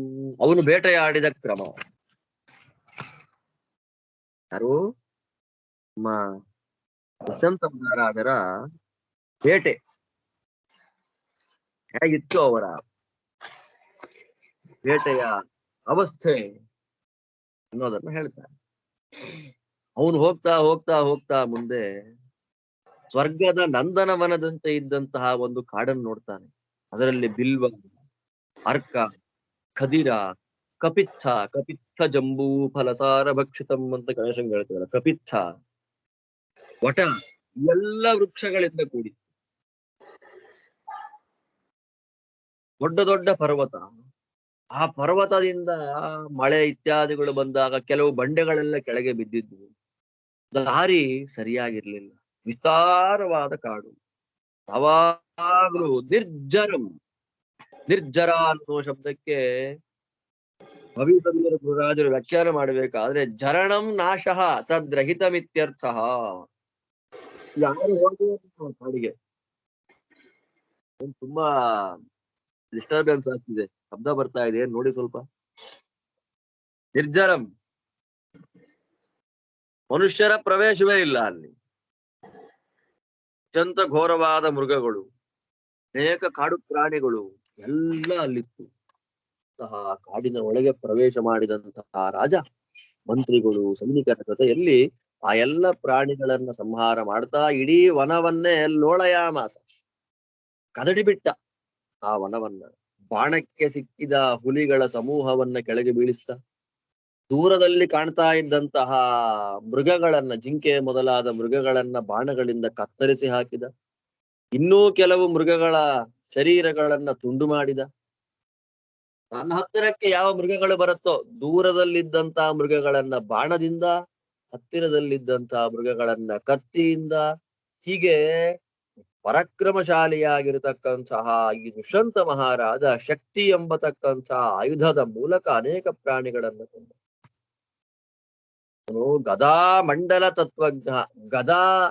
ಗದೆಯನ್ನ ಹೇಗೆ ಮಂಡಲ ತಿರುಗಿಸ್ಬೇಕು, ಗದಾ ಯುದ್ಧದ ಕೌಶಲಗಳೇನು ಅನ್ನೋದನ್ನ ಚೆನ್ನಾಗಿ ತಿಳಿದಿದ್ದಂತಹ ವ್ಯಕ್ತಿ ಕಾಡಿನಲ್ಲಿ ವಾಸ ಮಾಡತಕ್ಕಂತಹ ಮೃಗಗಳನ್ನ, ತ್ವೈರಚರ ಅನ್ನು ವನದ್ವೀಪ, ಕಾಡಾನೆಗಳು, ಕಾಡಿನಲ್ಲಿ ವಾಸ ಮಾಡತಕ್ಕ ಆನೆಗಳು, ಅದಕ್ಕೆ ಹೀಗೆ ಹೋಗ್ಬೇಕು ಅಂತಿಲ್ಲ, ಯಾವ ದಾರಿ ಸಿಕ್ತು, ಆನೆಗೆ ಹೋಗಿದ್ದೇ ದಾರಿ ಅಂತಾರಲ್ಲ, ಹಾಗದ ಆನೆಗಳನ್ನ ತೋಮರ, ಖಡ್ಗ, ಗದ, ಮುಸಲ, ಕರ್ಷಣ ಮೊದಲಾದ ನಾನಾ ಪ್ರಕಾರವಾದ ಆಯುಧಗಳ ಮೂಲಕ ಸಂಹಾರ ಮಾಡ್ತಾ ಕಾಡೆಲ್ಲ ತಿರುಗಾಡಿಬಿಟ್ಟ. ಇವನೊಬ್ಬನೇ ಅಲ್ಲ, ಈ ಸೈನಿಕರು ಕೂಡ ಇವನ್ ಥರಾನೆ ಅನೇಕ ಪ್ರಾಣಿಗಳನ್ನ ಮುಗಿಸ್ತಾ ಇದ್ದಾರೆ. ಯುದ್ಧ ಮಾಡ್ಬೇಕು, ಸಮರ ಪ್ರಿಯರವರಲ್ಲ, ಯುದ್ಧದ ಮೇಲೆ ಬಹಳ ಆಸಕ್ತಿ ಅವರಿಗೆ. ಆ ಸಮರ ಪ್ರಿಯರಾಗಿರ್ತಕ್ಕ ಸೈನಿಕರಿಂದ ಒಡಗೂಡಿದ ನಮ್ಮ ದುಷ್ಯಂತ ಮಹಾರಾಜ ಸಮಗ್ರ ಕಾಡನ್ನ ಕಲಡಿಸಿ ಬಿಟ್ಟಿದ್ದಾನೆ. ಪಾಪ ಅನೇಕ ಮೃಗಗಳು ಇವನು ಸಾವಾಸ ಸಾಗಪ್ಪ ಅಂತ ಕಾಡು ಬಿಟ್ಟು ಬೇರೆ ಕಡೆ ಓಡ್ತಾ ಇದ್ದೆ. ಪಾಪ ಕಾಡು ಬಿಟ್ಟು ಓಡ್ತಾ, ಅಯ್ಯೋ ನಮಗೇನೋ ಆಗೋಯ್ತು ಅಂತ ಕಾಡನ್ನ ಬಿಟ್ಟು ದೂರ ಓಡ್ತಾ ಇದೆ. ಪಾಪ ಆ ಗುಂಪುಗಳಲ್ಲಿ ಒಂದೊಂದು ಗುಂಪಿಗೆ ಒಬ್ಬ ಲೀಡರ್ ಅಂತ ಇರ್ತಾನೆ ಪ್ರಾಣಿಗಳಿಗೆ. ಆ ಲೀಡರ್ ಕಾಣ್ತಾ ಇಲ್ಲ ಈಗ. ಆ ವಿಚಿತ್ರವಾದಂತಹ ಶಬ್ದಗಳನ್ನ ಮಾಡ್ತಾ ಇದೆ. ಪಾಪ ಓಡಿ ಓಡಿ ಓಡಿ ಸುಸ್ತಾಗಿ ಆಯಾಸ ಆಗಿಬಿಟ್ಟಿವೆ. ನದಿ ಹತ್ರ ಕುಡಿಬೇಕು ಅಂತ ಹೋಗ್ತವೆ, ನೀರೇ ಇಲ್ಲ ನದಿನಲ್ಲಿ, ಶುಷ್ಕ, ನದಿಲ್ ನೀರೇ ಇಲ್ಲ. ಅಲ್ಲಿ ಹೋಯ್ತು ಪಾಪ, ನಿರಾಸೆ, ಅಯ್ಯೋ ನೀರಿಲ್ವಲ್ಲ ಅಂತ ಮತ್ತೆ ಓಡ್ತು. ಮತ್ತೆ ಓಡಿ ಓಡಿ ಓಡಿ ಓಡಿ ಸುಸ್ತಾಗಿ ಕೆಳಗೆ ಬೀಳ್ತಾ ಇದ್ವು. ಕೆಲವು ಪ್ರಾಣಿಗಳು ತಪ್ಪಿಸ್ಕೊಂಡು ಓಡ್ತಾ ಇದ್ವು, ಕೆಲವು ಹಸಿವಾಗಿ ಬೀಳ್ತಾ ಇದ್ವು. ಕ್ಷುತ್ ಪಿಪಾಸ ಪರೀತ, ಹಸಿವು ಮತ್ತು ಬಾಯಾರಿಕೆ ಎರಡರಿಂದ ಕೂಡಿದ ಪ್ರಾಣಿಗಳು ಕೆಳಗೆ ಬಿದ್ದು ಹೋಗ್ತಾ ಇದ್ವು. ಅಲ್ಲಿ ಕೆಳಗೆ ಬಿದ್ದಂತಹ ಪ್ರಾಣಿಗಳನ್ನ ಹಸಿದ ಅನೇಕ ಇವನ ಸೈನಿಕರು ತಿಂದು ಬಿಡ್ತಾ ಇದ್ರಂತೆ. ಹಾಗೆ ತಿಂದು ಬಿಡೋದು, ಹೇಗಿರುತ್ತೆ ನೋಡ್ರಿ ಇಲ್ಲಿ, ಹಸಿ ಮಾಂಸವನ್ನ ಹಾಗೆ ತಿಂದು ಬಿಡೋದು. ಟೇಸ್ಟ್ ಬೇಕು ಅಂತ ಇರ್ಬೇಕು ಅಂತ ವ್ಯಕ್ತಿಗಳು ಏನ್ ಮಾಡ್ತಾ ಇದ್ರು, ಅಲ್ಲೇ ಅಗ್ನಿ ಮಥೋತ್ಪಾದ್ಯ, ಅಲ್ಲೇ ಚೆನ್ನಾಗಿ ಕಾಡಿನಲ್ಲೇ ಬೆಂಕಿ ಮಾಡಿ ಅಗ್ನಿ ಮಾಡಿ ಚೆನ್ನಾಗಿ ಚೆನ್ನಾಗಿರ್ತಾರೆ. ಪ್ರಕೃತಿಯ ವಿಧಿವತ್ ಮಾಂಸ ಅಡಿಗೆಯನ್ನ ಹೇಗೆ ವಿಧಿವಿಧಾನ ಸಹಿತವಾಗಿ ಹೇಗೆ ಮಾಡಬೇಕು ಅಂತ ಇದೆಯೋ, ವಿಧಿ ಪ್ರಕಾರವಾಗಿ ಮಾಂಸವನ್ನೇ ಬೇಯಿಸಿ ಆ ಯೋಧರುಗಳು ತಿಂದು ಬಿಡ್ತಾ ಇದ್ರು. ಕೆಲವು ಆನೆಗಳಿಗೆ ಬಾಣ ತಾಗಿತು, ಮಹಾಬಲಶಾಲಿಗಳಾದ ಆನೆಗಳು. ಪಾಪ ಅದರ ಮುಂದೆ ಕಾಣತಕ್ಕಂತ ಕೈ, ಅದರ ಸೊಂಡಿಲು, ಪಾಪ ಅದನ್ನ ಹೆದರಿಕೆ ಆಗ್ಬಿಟ್ಟಿದೆ, ಏಟಾಗಿದೆ. ಇಲ್ಲಿ ತನಕ ಕೇಳಿಲ್ಲ, ಈ ಶಬ್ದಗಳನ್ನು ಕೇಳಿಲ್ಲ, ಶಂಖಧ್ವನಿ ಎಲ್ಲ ಕೇಳಿಲ್ಲ, ಇಂಥ ಆಯುಧಗಳ ಮನುಷ್ಯರನ್ನೇ ಕಾಣದೇ ಇದ್ದಂತ ಕಾಡು ಅಂತ ಹೇಳಿಬಿಟ್ರಲ್ಲ. ಪಾಪ ಸೊಂಡಲನ್ನೆಲ್ಲ ಮಡಿಚಿಕೊಂಡು ಓಡ್ತಾ ಇದೆಯಂತೆ. ಶಕೃನ್ಮೂತ್ರಂ, ಮಲಮೂತ್ರಗಳನ್ನ ವಿಸರ್ಜನೆ ಮಾಡ್ತಾ ಇದೆ, ರಕ್ತಗಳನ್ನ ಸುರಿಸ್ತಾ ಇದೆ. ಹೀಗೆ ಆನೆಗಳು ಕಂಡಲ್ಲಿ ಓಡ್ತಾ ಇದೆ. ಓಡುವಾಗ ಇದ್ದಂತ ಅನೇಕ ಮನುಷ್ಯರನ್ನ ತುಳಿದು ಸಾಯಿಸ್ತಾ ಇದೆ. ಈ ಪ್ರಕಾರವಾಗಿ ಆ ಕಾಡು ದುಷ್ಯಂತ ಮಹಾರಾಜನ ಸೈನ್ಯ ಎಂಬತಕ್ಕಂತಹ ಮೋಡಗಳಿಂದ, ಬಾಣಗಳು ಎಂಬತಕ್ಕಂತಹ ಮಳೆಯಿಂದ ಮುಚ್ಚಲ್ಪಟ್ಟು ಶೋಭಿಸಿತು. ಅನೇಕ ಮೃಗಗಳ ಮಾರಣ ಹೋಮ ಅಂತನ್ನೋ ಇದು ನಮಗ್ ಕೇಳಲಿಕ್ಕೆ ಒಂಥರ ಅನ್ಸುತ್ತೆ. ಆದ್ರೆ ಅವತ್ತಿನ ಕಾಲಕ್ಕೆ ಸಮೃದ್ಧವಾದದ್ದು ಎಲ್ಲಕ್ಕೂ ಬ್ಯಾಲೆನ್ಸ್ ಮಾಡ್ಬೇಕಲ್ಲ. ಬ್ಯಾಲೆನ್ಸ್ ಮಾಡ್ಲಿಕ್ಕಾಗಿ ರಾಜರುಗಳು ಆಗಾಗ ರೇಷಿಯೋ ಬ್ಯಾಲೆನ್ಸ್ ಮಾಡ್ಲಿಕ್ಕಾಗ ಅವರು ಹೋಗುವಂಥವ್ರು. ಕಾಲಕ್ಕೆ ಸರಿಯಾಗಿ ಬೇಟೆ ಆಡ್ಲಿಲ್ಲ ಅಂದ್ರೆ ತಿನ್ನೋರಿಲ್ಲ, ಅದನ್ನ ಮುಗಿಸೋ ಜೀವಸ್ಯ ಜೀವನಂ, ಅದನ್ನ ಮುಗಿಸೋರಿಲ್ಲ ತಿನ್ನೋರಿಲ್ಲ ಅಂದ್ಬಿಟ್ರೆ ಅದ್ರ ಜನಸಂಖ್ಯೆ ಜಾಸ್ತಿ ಆಗಿಬಿಟ್ಟು ಎಲ್ಲಾ ಕಡೆ ಈಗ ಎಲ್ಲಾ ಕಡೆ ಮನುಷ್ಯರಾಗ್ಬಿಟ್ಟಿದ್ದಾರೆ ನೋಡ್ರಿ. ಈಗ ಆ ತರ ಸಮಸ್ಯೆ ಇಂಬ್ಯಾಲೆನ್ಸ್ ಆಗಬಾರ್ದಲ್ಲ, ಅದಕ್ಕೋಸ್ಕರವಾಗಿ ಬೇಟೆಯಾಡುವುದು. ಬೇಟೆಯ ತಾತ್ಪರ್ಯ ಇಷ್ಟು. ಹೀಗೆ ಅವನ ಬೇಟೆ ಇದೆ, ಕಂಟಿನ್ಯೂ ಮಾಡ್ತಾರೆ ವೈಶಂಪಾಯನರು. ಚರಿತ್ರೆ ಅದ್ಭುತ ಇದು. ತಥೋ ಮೃಗ ಸಹಸ್ರಾಣಿ ಹತ್ವಾ ಅಬಲವಾಹನಃ ತತ್ರ ಮೇಘ ಘನ ಪ್ರಖ್ಯಂ ಸಿದ್ಧಚಾರಣ ಸೇವಿತಂ ವನಮಾಲೋಕಯಾಮಾಸ ನಗರಾತ್ ಭೋಜನದ್ವಯೇ ಮೃಗಾನನುಚರನ್ ವನ್ಯಾನ್ ಶ್ರಮೇಣ ಪರಿಪೀಡಿತಃ ಮೃಗಾನನುಚರಾನ್ ರಾಜ ವೇಗೇನಾಶ್ವಾನ ಚೋದಯತ್ ರಾಜಾ ಮೃಗ ಪ್ರಸಂಗೇನ ವನ್ಯಮನ್ಯದ್ವಿವೇಶಃ ಏಕ ಏವೋತ್ತಮ ಬಲಃ ಕ್ಷತ್ರಿಪಾಸಾಶ್ರಮಾನ್ವಿತಃ ವನಸ್ಯಾಂತಂ ಸಮಾಸಾದ್ಯ ಸೋಪಶ್ಯದಿರಿಣಂ ತತಃ.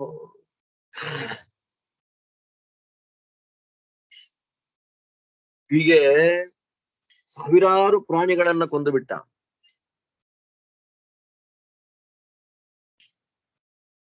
ದುಷ್ಯಂತ ಬೇಟೆಯಾಡುವಾಗ ಹೀಗೆ ಸಂಚಾರ ಮಾಡ್ತಾ ಮಾಡ್ತಾ ಮಾಡ್ತಾ ಊರಿನಿಂದ 2 ಯೋಜನ ದೂರದಲ್ಲಿ ಒಂದು ಕಾಡಿತ್ತು. ಅದು ಹೇಗಿದೆ, ಸಿದ್ಧಚಾರಣ ಮೊದಲಾದ ವ್ಯಕ್ತಿಗಳಿಂದ ಸೇವಿತವಾದ ಒಂದು ಕಾಡನ್ನು ನೋಡಿದ. ಕೆಲವು ಪ್ರಾಣಿಗಳನ್ನ ನೋಡಿದ. ಆ ಪ್ರಾಣಿಗಳನ್ನ ಫಾಲೋ ಮಾಡ್ತಾ ಓಡಿದ. ಕುದುರೆಗಳಿಗೆ ಹೊಡೆದ, ಕುದುರೆಗಳು ಬೇಗ ಓಡಿತು. ಕೆಲವು ಪ್ರಾಣಿಗಳನ್ನ ಫಾಲೋ ಮಾಡಿಕೊಂಡು ದುಷ್ಯಂತನು ಓಡಿದ. ಅವನಿಗೆ ಹಸಿವು, ಬಾಯಾರಿಕೆ, ಶ್ರಮ ಎಲ್ಲ ಆಗೋಯ್ತು. ಒಬ್ಬನೇ, ಅವನ ಸೈನ್ಯ ಎಲ್ಲೋ ಹಿಂದಗಡೆ ಇದೆ, ಹೊರಟೆ ಹೋದ. ಒಬ್ಬನೇ ಮನಸ್ಯಾಂತಂ, ಕಾಡು ಎಲ್ಲಿ ಮುಗಿಯುತ್ತೋ ಅಲ್ಲಿ ತನಕ ಹೋದನಂತೆ. ಅಲ್ಲಿ ಹೋಗಿ ಅಲ್ಲೊಂದು ಇರಿಣವನ್ನ ನೋಡಿದ ಅಂತ ಹೇಳ್ತಾನೆ. ಇರಿಣ ಅಂದ್ರೆ ಡೆಸರ್ಟ್ ಅಂತ ಅರ್ಥ. ಮೂಷರ ಭೂಮಿ ಮಿತ್ಯರ್ಥ ಭವೇದೀರಣ ಮೂಷರಂ. ಫಲ ಕೋಶದಲ್ಲಿ ಈರಣ ಅಂತಂದ್ರೆ ಊಷರ ಅಂತ ಅರ್ಥ. ಡೆಸರ್ಟ್, ಕನ್ನಡದಲ್ಲಿ ಅದನ್ನ ಮರುಭೂಮಿ ಅಂತ ಕರೀತೇವೆ, ಡೆಸರ್ಟ್ ಅಂತ ಅದನ್ನ ಕರೀತಾರೆ. ನಮ್ಗೆಲ್ಲ ಗೊತ್ತು, ರಾಜಸ್ಥಾನ್, ಥಾರ್, ಇದೆಲ್ಲ 25 ಇದೆಯಲ್ಲ ಡೆಸರ್ಟ್. ಹಾಗೆ ಆ ಪ್ರದೇಶವನ್ನು ನೋಡಿಬಿಟ್ಟ. ಮದಪ್ಯತೀತ್ಯ ನೃಪತಿ ತಮಾಶ್ರಮ ಸಂಯುತಂ ಮನಃ ಪ್ರಹ್ಲಾದ ಜನನಂ ದೃಷ್ಟಿಕಾಂತಮತೀವ ಚ ಶೀತಮಾರುತ ಸಂಯುಕ್ತಂ ಜಗಾಮಾನ್ಯನ್ ಮಹಧ್ವನಂ ಪುಷ್ಪಿತೈಃ ಪಾದಪೈಃ ಕೀರ್ಣಂ ಅತೀವ ಮುಖಶಾದ್ವಲಂ. ಅದನ್ನೂ ದಾಟಿದ. ಆ ಡೆಸರ್ಟ್ ಅಂತ ಏನಿತ್ತು ಪ್ರದೇಶ, ಅದನ್ನೂ ದಾಟಿದ. ಅದನ್ನೂ ದಾಟಿಕೊಂಡು ಮುಂದೆ ಹೋದ ಮಹಾನುಭಾವ. ಅದನ್ನೂ ದಾಟಿ ಮುಂದೆ ಹೋಗಿದ್ದಾನೆ. ಹೋದ್ರೆ ಅತ್ಯುತ್ತಮವಾಗಿರ್ತಕ್ಕಂತಹ ಇನ್ನೊಂದು ಕಾಡು ಬಂತು. ವನಾಂತರ ಪ್ರವೇಶ ಮಾಡ್ತಾ ಇದ್ದಾನೆ. ಅದು ಹೇಗಿದೆ, ಮನಃ ಪ್ರಹ್ಲಾದ ಜನನ, ಮನಸ್ಸಿಗೆ ಸಂತೋಷವನ್ನ ಕೊಡು. ಬರೀ ಮನಸ್ಸಿಗೆ ಮಾತ್ರ ಅಲ್ಲ, ಕಣ್ಣಿಗೆ ಹಬ್ಬ, ತಣ್ಣಗಿನ ಗಾಳಿ ಇತ್ಯಾದಿ ನಾನಾ ಲಕ್ಷಣಗಳಿಂದ ಕೂಡಿದ ಒಂದು ಕಾಡಿಗೆ ಪ್ರವೇಶ ಮಾಡ್ತಾನೆ. ಇಂಥ ವೃಕ್ಷ ಅಲ್ಲಿಲ್ಲ ಅಂತಿಲ್ಲ,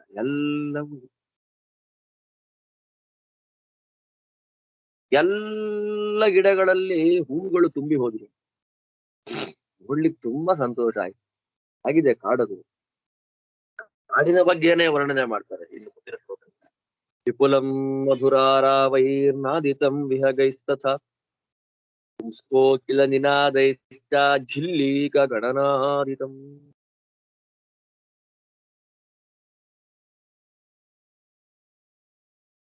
ಮಧುರಾರಾವೈ, ಮಧುರವಾಗಿ ಕೂಗುವಂತಹ ಪಕ್ಷಿಗಳಿದ್ವಂತಲ್ಲಿ. ಪುಂಸ್ಕೋಕಿಲ, ಗಂಡು ಕೋಗಿಲೆಗಳು ಶಬ್ದ ಕೂ ಕೂ ಅಂತ ಶಬ್ದ ಮಾಡ್ತಾ ಇದೆ. ಝಿಲ್ಲೀಕ ಗಣ, ಜೀರುಂಡೆ ಅಂತ ಕರೆಯೋ ಅಂತ ಶಬ್ದ ಮಾಡ್ತಿರುತ್ತಲ್ಲ ಕೀಟ, ಆತರ ಝಿಲ್ಲೀಕ ಜೀರುಂಡೆ ಅಂತ, ಅಥವಾ ಜೀರ್ಜಿಂಬೆ ಅಥವಾ ಜೀರುಂಡೆ ಅಂತ ಕರೀತಾರೆ. ಅಲ್ಲಿ ಇನ್ನು ಬೇರೆ ನನಗೆ ಗೊತ್ತಿಲ್ಲ, ಅದಕ್ಕೆ ಶಬ್ದ ಮಾಡ್ತಾ ಇರುತ್ತೆ ಯಾವಾಗ ಪ್ರಾಣಿ. ಜಿಲ್ಲೀಕ ಅಂತ ಕರೀತಾರೆ. ಆ ಗುಂಪು ಶಬ್ದ ಮಾಡ್ತಾ ಇದೆ, ವಿಚಿತ್ರವಾದ ಶಬ್ದ. ಪ್ರವೃದ್ಧ ವಿಟಪೈರ್ ವೃಕ್ಷೈ ಸುಖಚ್ಛಾಯೈ ಸಮಾವೃತಂ ಷಟ್ಪದ ಘೂರ್ಣಿತ ತಳಂ ಲಕ್ಷ್ಮ್ಯಾ ಪರಮಯಾಯುತಂ ನಾ ಪುಷ್ಪ ಪಾದಪಃ ಕಶ್ಚಿನ್ನಾ ಫಲೋ ನಾಪಿ ಕಂಟಕಿ ಷಟ್ಪದೈರ್ನಾಪ್ಯಪಾಕೀರ್ಣಸ್ತಸ್ಮಿನ್ ವೈ ಕಾನನೇ ಭವತಿ. ಎಂಥ ಕಾಡದು! ಪ್ರವೃದ್ಧ ವಿಟಪೈರ್ ವೃಕ್ಷೈ ಸುಖಚ್ಛಾಯೈ ಸಮಾವೃತಂ, ಎತ್ತರಕ್ಕೆ ಬೆಳೆದಿದೆ ಮರಗಳು, ದೊಡ್ಡ ದೊಡ್ಡ ಕೊಂಬೆಗಳು, ಎಷ್ಟು ಅದ್ಭುತವಾದ ನೆರಳು ಕೊಡುತ್ತೆ. ಸೂರ್ಯನ ಕಿರಣಗಳಿಂದ ಶ್ರಮ ಪಡೆದ ದೇಹಕ್ಕೆ ಸಂತೋಷವನ್ನ ಕೊಡತಕ್ಕ ಮರ. ಆ ಮರದ ಕೆಳಗಡೆಯಲ್ಲಿ ದುಂಬಿಗಳ ಝೇಂಕಾರ, ಹನಿಬೀಸ್, ಷಟ್ಪದ ಘೂರ್ಣಿತ ತಳಂ, ಒಳ್ಳೆ ಝೇಂಕಾರ ಇದೆ ಅಲ್ಲಿ. ಒಳ್ಳೆ ಲಕ್ಷ್ಮಿ, ಲಕ್ಷ್ಮಿ ಅಂದ್ರೆ ಕಾಂತಿ, ಒಳ್ಳೆಯ ಕಾಂತಿಯಿಂದ ಯುಕ್ತವಾಗಿದೆ ವನ. ಅದರಲ್ಲಿ ಮರಗಳಿತ್ತಲ್ಲ, ಇದು ಹೂವು ಕೊಡಲ್ಲ, ಇದು ಹಣ್ಣು ಕೊಡಲ್ಲ ಅನ್ನೋ ಮರವೇ ಇಲ್ವಂತಲ್ಲಿ. ನಾಪಿ ಕಂಟಕಿ, ಕಂಟಕ ವೃಕ್ಷ, ಜಾಲಿ ಮರ ಅಂತ ಹೇಳ್ತಾರಲ್ಲ, ಅದಿಲ್ವೇ ಇಲ್ಲ. ಮುಳ್ಳಿನಿಂದ ಕೂಡಿದ ಮರಗಳೇ ಇಲ್ಲ ಅಲ್ಲಿ. ಅಥವಾ ದುಂಬಿಗಳ ಝೇಂಕಾರವಿಲ್ಲದ, ದುಂಬಿಗಳ ಆವಾಸವಿಲ್ಲದ ಮರಗಳು ಅಂತಲೇ ಇಲ್ಲ. ಎಷ್ಟು ಸುಂದರವಾಗಿ, ಯಾಕೆ ಕಾರಣ ಅಂತ ಹೇಳ್ತಾರೆ ಮುಂದೆ ಅದಕ್ಕೆ. ವಿಹಗೈರ್ನಾದಿತಂ ಪುಷ್ಪೈಹಿ ಅಲಂಕೃತ ಮತೀವಚ ಸರ್ವರ್ತು ಕುಸುಮೈರ್ ವೃಕ್ಷೈಹಿ ಸುಖಚ್ಛಾಯೈಹಿ ಸಮಾವೃತಂ. ಎಷ್ಟು ಅದ್ಭುತವಾಗಿತ್ತು, ಅನೇಕ ಪಕ್ಷಿಗಳ ನಾದ, ನಾದಯುಕ್ತವಾಗಿತ್ತು ಆ ಕಾಡು. ನೋಡ್ತಾ ಇದ್ರೆ ನ್ಯಾಚುರಲ್ ಆದ ಅಲಂಕಾರ, ಪುಷ್ಪಾಲಂಕೃತವಾಗಿತ್ತು ಕಾಡು.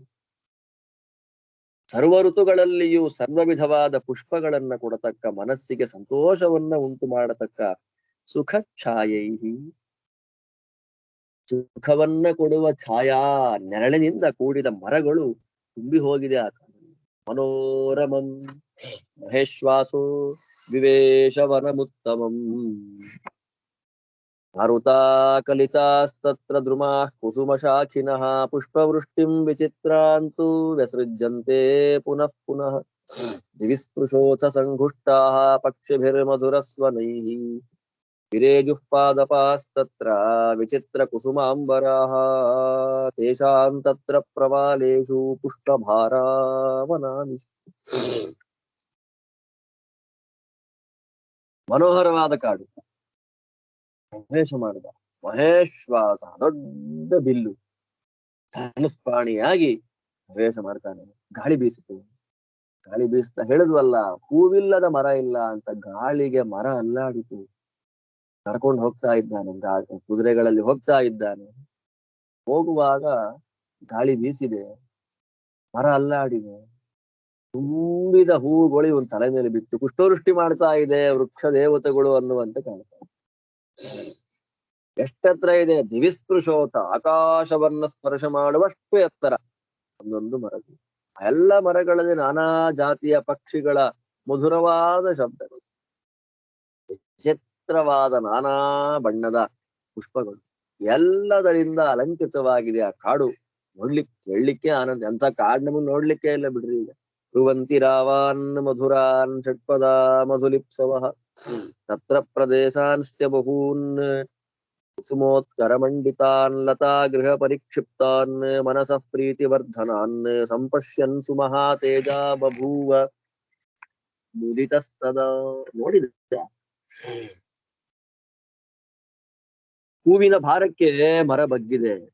ಆ ಹೂವಿನಲ್ಲಿರ್ತಕ್ಕಂತಹ ಜೇನನ್ನ ತಗೊಳ್ಬೇಕು ಅಂತ ದುಂಬಿಗಳು ಬಂದಿವೆ. ಆ ದುಂಬಿಗಳ ಝೇಂಕಾರ ತುಂಬಾ ಚೆನ್ನಾಗಿದೆ. ಅಂತಹ ಅನೇಕ ಪುಷ್ಪಗಳಿಂದ ಕೂಡಿದ ಮರಗಳಿಂದ ಆವೃತವಾದ ಲತಾಗೃಹಗಳನ್ನ ಊರಿದ್ದಾರೆ. ಲತಾಗೃಹ ಅಂತಂದ್ರೆ ಬಳ್ಳಿಗಳೇ ಒಟ್ಟು ಸೇರಿ ಮನೆ ಮಾಡಿದೆಯೋ ಎನ್ನುವಂತಿದ್ದಂತಹ ಜಾಗ. ತುಂಬಾ ಸಂತೋಷ ಆಯ್ತು. ಅವನ ಶ್ರಮ ಎಲ್ಲ ಪರಿಹಾರ ಆಗೋಯ್ತು. ಆ ಜಾಗವನ್ನ ನೋಡ್ತಾ ನೋಡ್ತಾ ನೋಡ್ತಾ ಮಹಾನುಭಾವನಾಗಿರ್ತಕ್ಕ ದುಷ್ಯಂತ ಮುಂದುವರಿತಾ ಇದ್ದಾನೆ. ಪರಸ್ಪರ ಕ್ಲಿಷ್ಟ ಶಾಖೈ ಪಾದಪೈ ಕುಸುಮಾನ್ವಿತೈ ಅಶೋಭತ ವನಂತತ್ತು ಮಹೇಂದ್ರ ಧ್ವಜ ಸನ್ನಿಭೈ.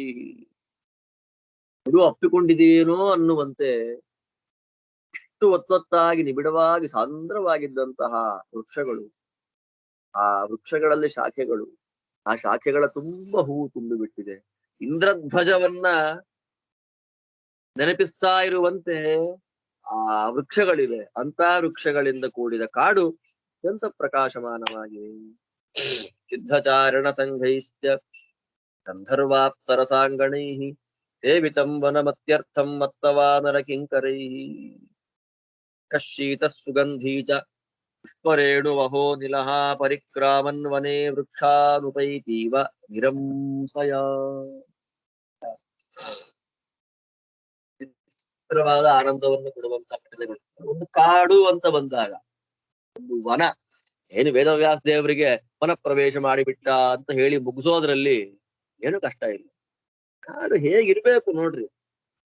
ಪ್ರದೇಶ ವಿಶೇಷ ವಿಚಿತ್ರ ಜಗದ್ ಬಹುಧಾ ಕರಣಾತ್ ಪರಶಕ್ತಿರಣಂತ ಗುಣ ಪರಮಃ ಎನ್ನುವ ಅನುಸಂಧಾನ ನಮಗೆ ಬರಬೇಕು ಅಂದ್ರೆ ಪ್ರಪಂಚದ ಆಳ ಅಗಲ ವಿಸ್ತಾರಗಳ ಜ್ಞಾನ ನಮಗಾಗಬೇಕು.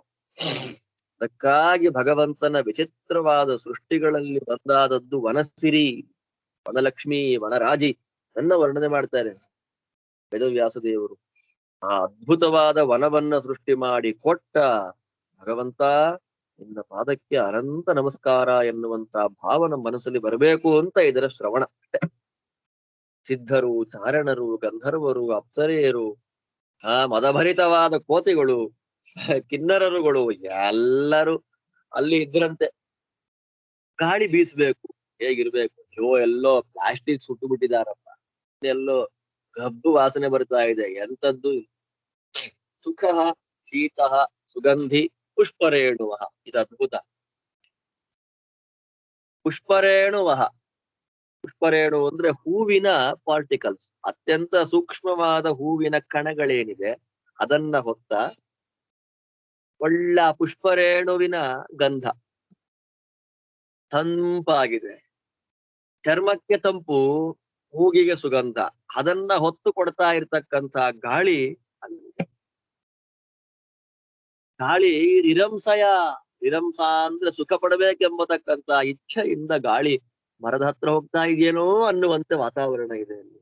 ಯವಂಗುಣ ಸಮಾಯುಕ್ತಂ ದದರ್ಶ ಸವನಂ ನೃಪಃ ನದೀ ಕಚ್ಛೋದ್ಭವಂ ಕಾಂತಂ ಉಚ್ಛ್ರಿತ ಧ್ವಜ ಸನ್ನಿಭಂ ರಕ್ಷಮಾಣೋ ವನಂತತ್ತು ಪ್ರಹೃಷ್ಟ ವಿಹಂಗಮಂ ಆಶ್ರಮ ಪ್ರವರಂ ರಮ್ಯಂ ದದರ್ಶ ಚ ಮನೋರಮಂ. ಈ ಪ್ರಕಾರವಾದ ನಾನಾ ಗುಣಗಳಿಂದ ಅಲಂಕೃತವಾಗಿರತಕ್ಕಂತಹ ನದೀ ಕಚ್ಛೋದ್ಭವಂ. ಕಚ್ಛ ಅಂದ್ರೆ ತೀರ, ಕಚ್ಛೋ ರೋಧ ತಟಂ ತೀರಂ ಅಂತ ನಿಘಂಟುವಿನಲ್ಲಿ ಹೇಳ್ತಾರೆ.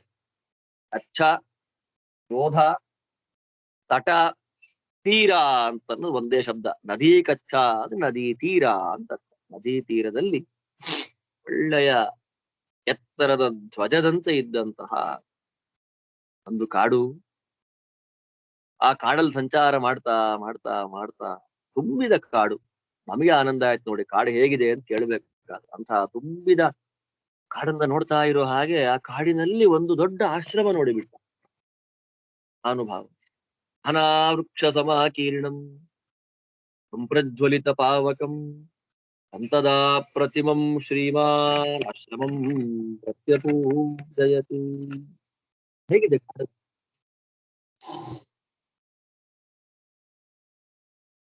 ಇತಿಭಿರ್ವಾಲಕಿಲ್ಯೈಶ್ಚ ಕೃತಂ ಮುನಿಗಣಾನ್ವಿತಂ ಜ್ಞಾಗಾರೈಶ್ಚ ಬಹುಭಿಃ ಪುಷ್ಪ ಸಂಸ್ತರ ಸಂವೃತಂ ಮಹಾಕಚ್ಛೈರ್ಬೃಹದ್ಭಿಶ್ಚ ವಿಭ್ರಾಜಿತಮತೀವ ಚ ಮಾಲಿನೀಮಭಿತೋ ರಾಜನ್ ನದೀಂ ಪುಣ್ಯಾಂ ಕೋದಕಾಂ ನೈಕ ಪಕ್ಷಿಗಣಾಕೀರ್ಣಂ ತಪೋ ವನಮನೋರಮಾಂ ತತ್ರ ವ್ಯಾಲಮೃಗಾನ್ ಸೌಮ್ಯಾನ್ ಪಶ್ಯನ್ ಪ್ರೀತಿಮವಾಪಸಃ. ಅಲ್ಲಿ ಒಂದು ಆಶ್ರಮ ನೋಡಿದ.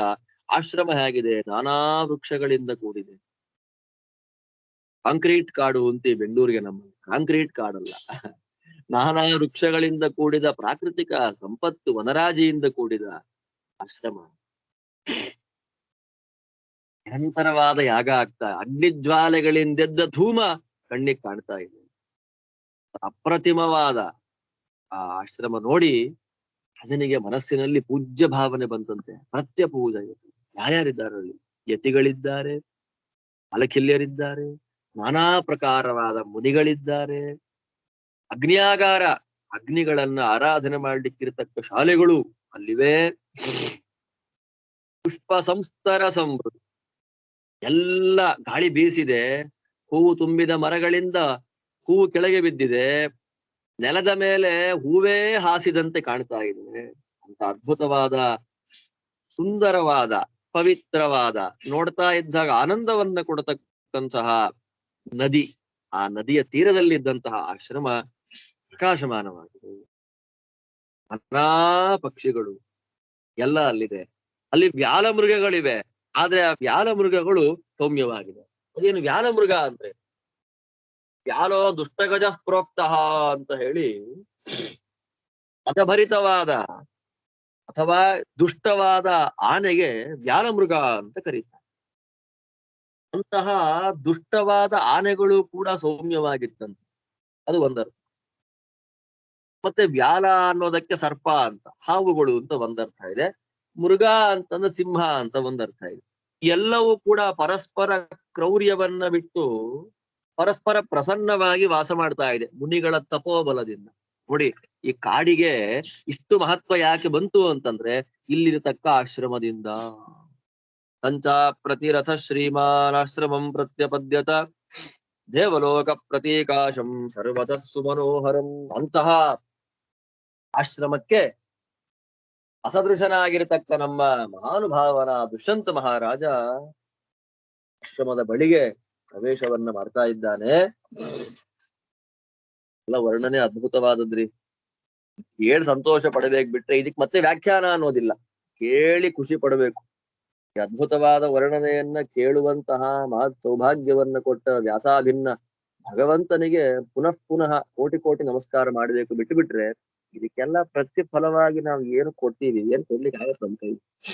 ನದೀಂ ಚಾಶ್ರಮ ಸಂಶ್ಲಿಷ್ಟಾಂ ಪುಣ್ಯತೋಯಾಂ ತದರ್ಶ ಸಹ ಸರ್ವ ಪ್ರಾಣಭೃತಾಂ ತತ್ರ ಜನನೀಯೋಧಿಷ್ಠಿತಾಂ ಸಚಕ್ರವಾಕ ಪುಲಿನಾಂ ಪುಷ್ಪಫೇನ ಪ್ರವಾಹಿನೀಂ ಅಕಿನ್ನರ ಗಣಾವಾಸಾಂ ವಾನರರ್ಕ್ಷ ನಿಷೇವಿತಾಂ ಪುಣ್ಯಸ್ವಾಧ್ಯಾಯ ಸಂಘುಷ್ಟಾಂ ಉದಿನೈರುಪಶೋಭಿತಾಂ ಮತ್ತವಾರಣ ಶಾರ್ದೂಲ ಭುಜಗೇಂದ್ರ ನಿಷೇವಿತಾಂ ತಸ್ಯಾಸ್ತೀರೇ ಭಗವತಃ ಕಾಶ್ಯಪಸ್ಯ ಮಹಾತ್ಮನಃ ಆಶ್ರಮ ಪ್ರವರಂ ರಮ್ಯಂ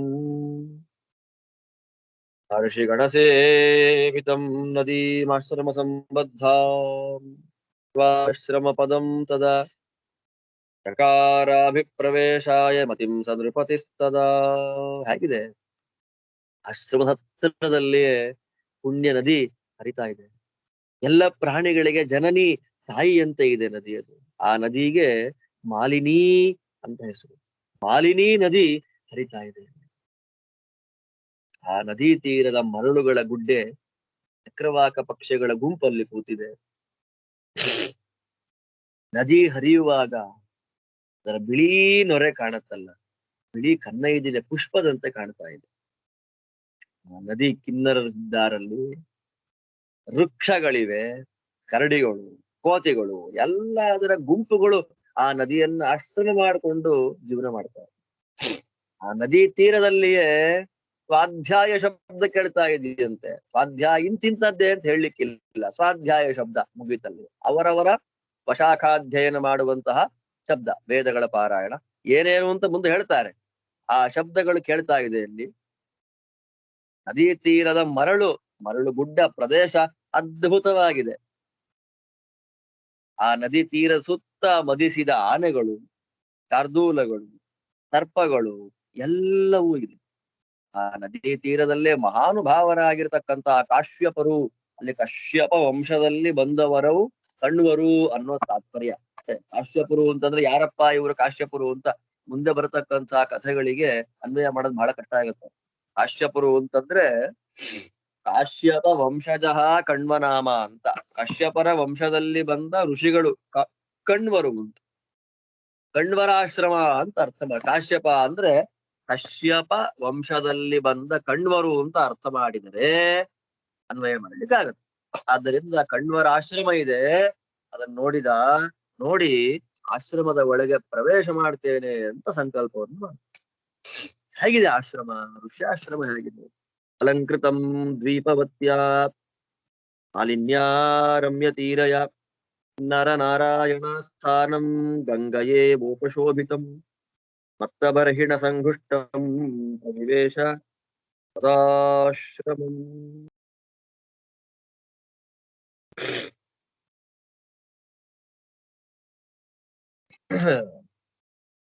ಗಂಗಾ ತೀರದಲ್ಲಿ ಅತ್ಯಂತ ಶ್ರೇಷ್ಠವಾದ ಆಶ್ರಮ ನರನಾರಾಯಣಾಶ್ರಮ.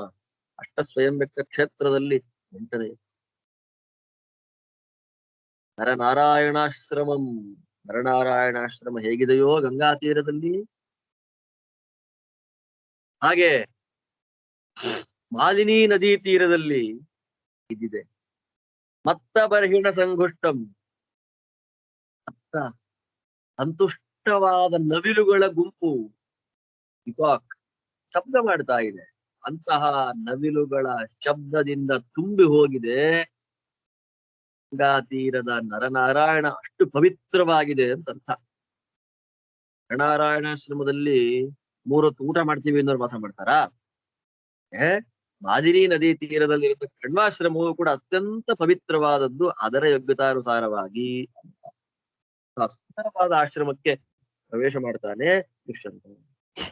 ತತ್ರ ಚೈತ್ರ ರಥ ಪ್ರಖ್ಯಂ ಸಮುಪೇತ್ಯ ನರಋಷಭಃ ಅತೀವ ಗುಣ ಸಂಪನ್ನಂ ಅನಿರ್ದೇಶ್ಯಂಚ ವರ್ಚಸಾ ಮಹರ್ಷಿಂ ಕಾಶ್ಯಪಂ ದ್ರಷ್ಟುಂ ಅಥ ಕಣ್ವಂತಪೋಧನಂ ಧ್ವಜಿನೀಮಶ್ವ ಸಂಬಾಧಾಂ ಪದಾತಿ ಗಜ ಸಂಕುಲಾಮವಸ್ಥಾಪ್ಯ ವನದ್ವಾರಿ ಸೇನಾಮಿದಮುವಾಚಸಃ.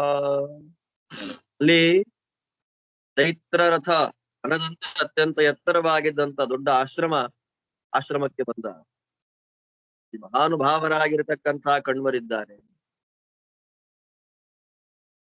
ಕಣ್ವರನ್ನು ನೋಡ್ಬೇಕು ಅಂತ ಬಂದಿದ್ದಾನೆ.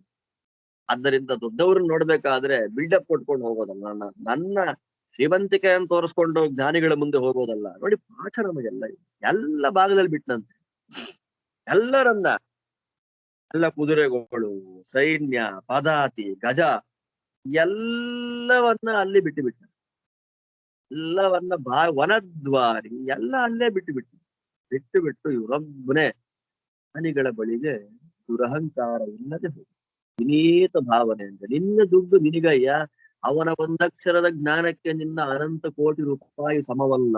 ಅಷ್ಟು ದೊಡ್ಡದ್ದು ಜ್ಞಾನ. ಜ್ಞಾಗ್ನಿ ಸರ್ವ ಕರ್ಮಾಣಿ ಭಸ್ಮಸಾತ್ ಕುರುತೆ. ಗೀತೆಯಲ್ಲಿ ಕೃಷ್ಣ ಹೇಳಿದ ಸಂದೇಶ ಒಂದೇ, ಜ್ಞಾನ ಪಡಿಬೇಕು ಅಂತ. ಅಂಥ ಜ್ಞಾನಿಗಳು ಇರುವಂತಹ ಜಾಗಕ್ಕೆ ನಾವು ಹೋಗ್ಬೇಕಾದ್ರೆ ಬಿಲ್ಡಪ್ ಕೊಟ್ಕೊಂಡು ಹೋದ್ರೆ ಏನೇ ಇಲ್ಲ. ಪಾಠ ಮಾಡ್ತಾನೆ ದುಷ್ಯಂತ ನಮಗೆ. ಹೌದಾ? ಮುನಿಂ ವಿರಜ ಸಂದೃಷ್ಟ ಅಮಿಚ್ಛಾಮಿ ತಪೋಧನಂ ಕಶ್ಯಪಂ ಸ್ಥೀಯತ ಮಾತ್ರ ಯಾವದಾಗಮನಂ ಮಮ. ಹೇಳ್ತಾನೆ ಮಹಾನುಭಾವರು ವಿರಜಸಂ, ಧೂಳೇ ಇಲ್ಲ, ರಜಸ್ ಡಸ್ಟ್ ಪಾರ್ಟಿಕಲ್ಲೇ ಇಲ್ಲ, ಅಷ್ಟು ಶುದ್ಧರು.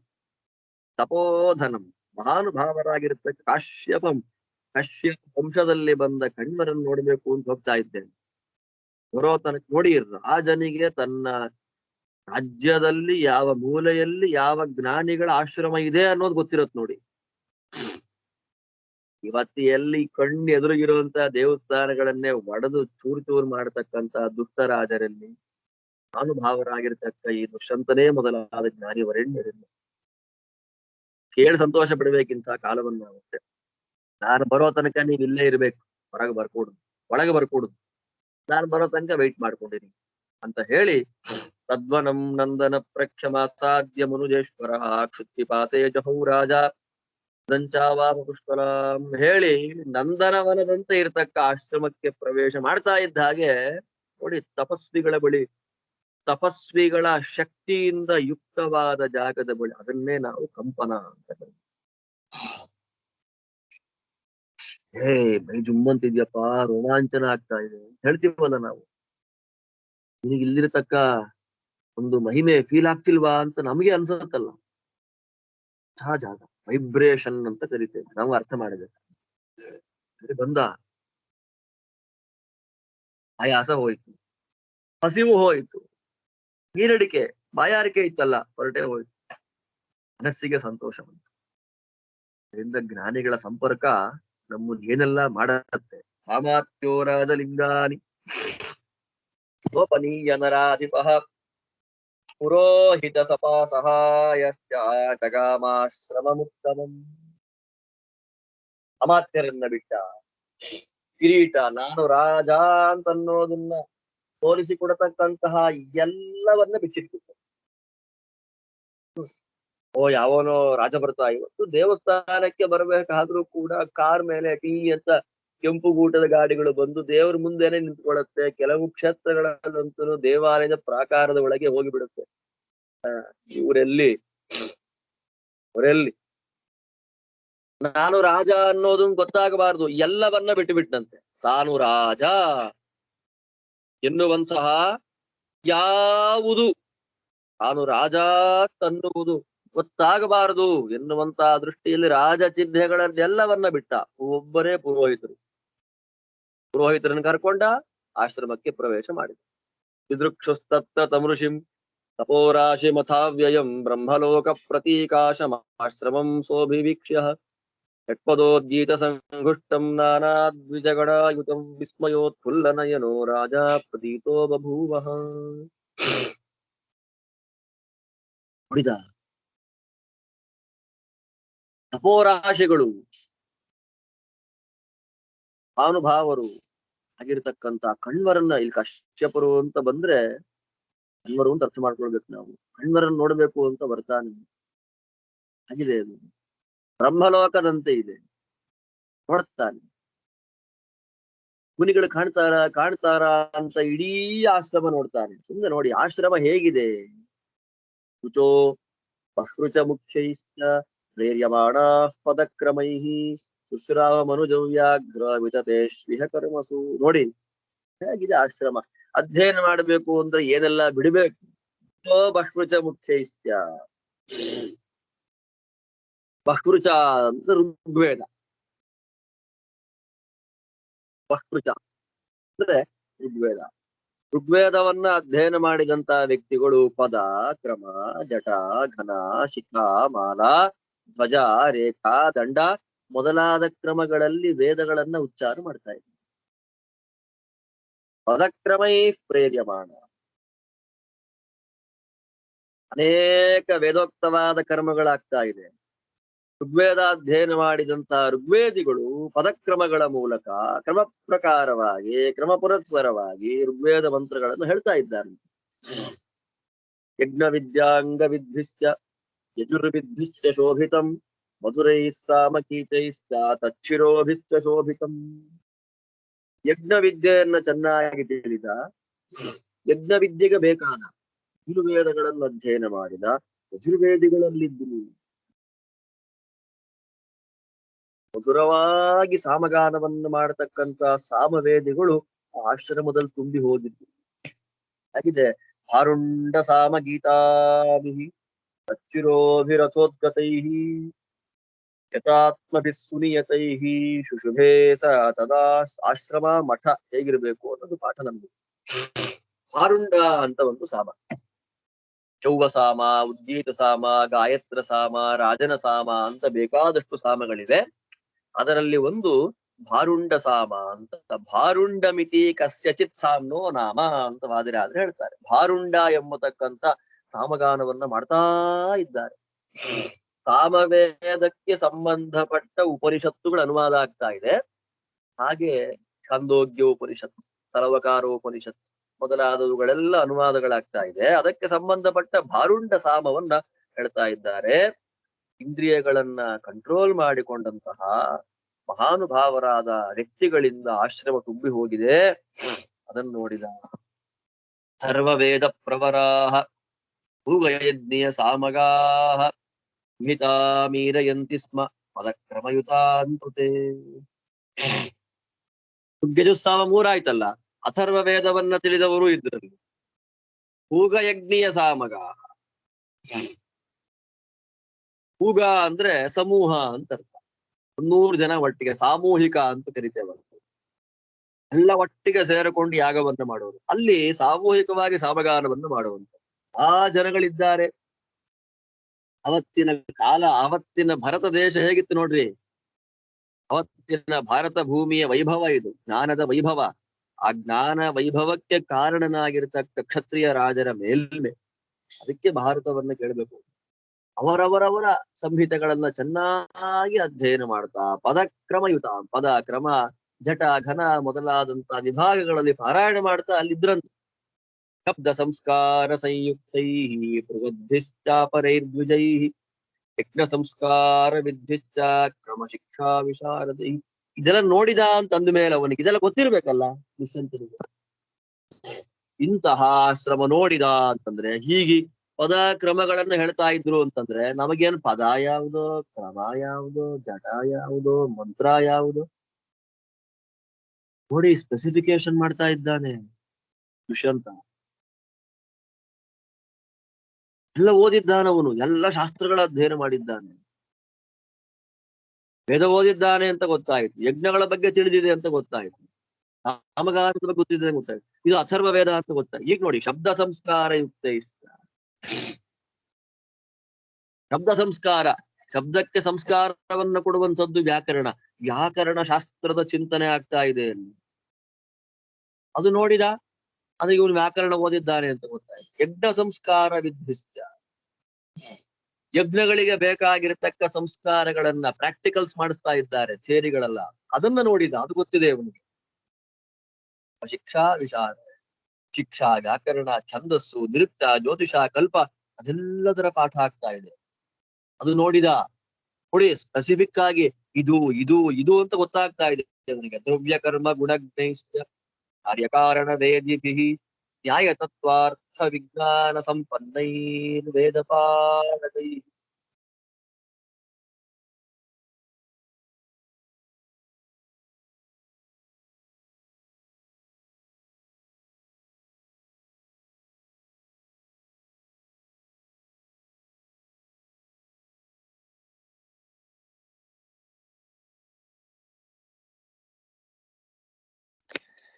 ಯಾವುದೋ ಕಾಲು ಬಂದು ಕೂತ್ಕೊಂಡ್ಬಿಡ್ತು ಮಧ್ಯದಲ್ಲಿ. ನ್ಯಾಯವಾಕ್ಯ ಸಮಾಹಾರ ತತ್ವಜ್ಞಾನ ವಿಶಾರದೈಹಿ ಅಂದ್ರೆ ಏನ್ ಮಾಡ್ತಾರೆ ಇಲ್ಲಿ? ಈ ವಾಕ್ಯಕ್ಕೆ ಏನರ್ಥ, ಆ ವಾಕ್ಯಕ್ಕೆ ಏನರ್ಥ? ನಿಮ್ ಕಣ್ಣಿಗೆ ಈ ವಾಕ್ಯ ಕಾಣ್ತಾ ಇದೆ ಅಂದ್ರೆ ನಾನು ಹೇಳಿದ್ದೆ ಸತ್ಯ, ಆ ವಾಕ್ಯ ಕಾಣ್ತಾ ಇದೆ ಅಂದ್ರೆ ಹಾಗೆ ಸತ್ಯ ಅಂತನ್ನುವ ವೈಶೇಷಿಕಾರ್ಥ ವಿದ್ಭಿಶ್ಚ. ವೈಶೇಷಿಕ, ನೈಯಾಯಿಕ ಮೊದಲಾದಂತಹ ಹೇತುವಾದಿಗಳು, ತರ್ಕ ಅಂತ ಅರ್ಥ, ತಾರ್ಕಿಕ ಮತಗಳ ದೋಷಗಳನ್ನ ಹೇಳ್ತಕ್ಕಂತಹ ನಾನಾ ವಾಕ್ಯ ಸಮಾಹಾರ ತತ್ವಜ್ಞಾನ ವಿಶಾರದೈ. ತತ್ವಜ್ಞಾನ ಬರಬೇಕು ಅಂದ್ರೆ ಕೇವಲ ಏಕದೇಶ ಜ್ಞಾನದಿಂದ ಬರೋದಿಲ್ಲ.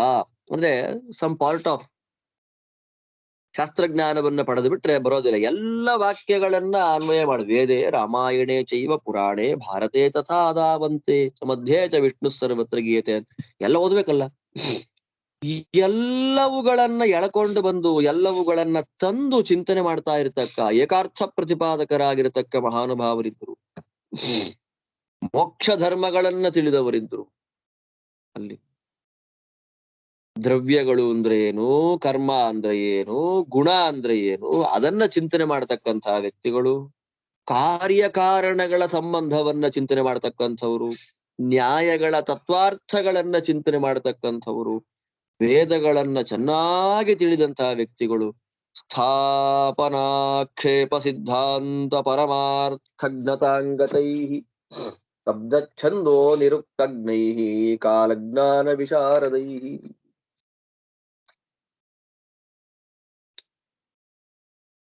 ಹಾಗಿದ್ರು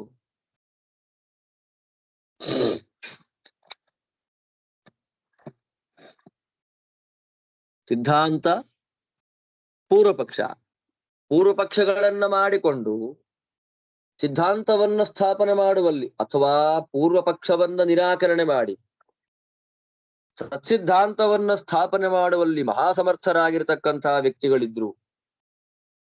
ಶಬ್ದಶಾಸ್ತ್ರ, ವ್ಯಾಕರಣಶಾಸ್ತ್ರ, ಛಂದಶಾಸ್ತ್ರ, ನಿರುಕ್ತಜ್ಞೈಹಿ, ನಿರುಕ್ತ ಎಂಬತಕ್ಕಂಥದ್ದು, ಕಾಲಜ್ಞಾನ, ಜ್ಯೋತಿಷ್ಯ ಶಾಸ್ತ್ರ, ಇದೆಲ್ಲವನ್ನ ವಿಶೇಷವಾಗಿ ಚಿಂತನೆ ಮಾಡಿ ಅಧ್ಯಯನ ಮಾಡಿದಂಥ ವ್ಯಕ್ತಿಗಳಲ್ಲಿದ್ದು.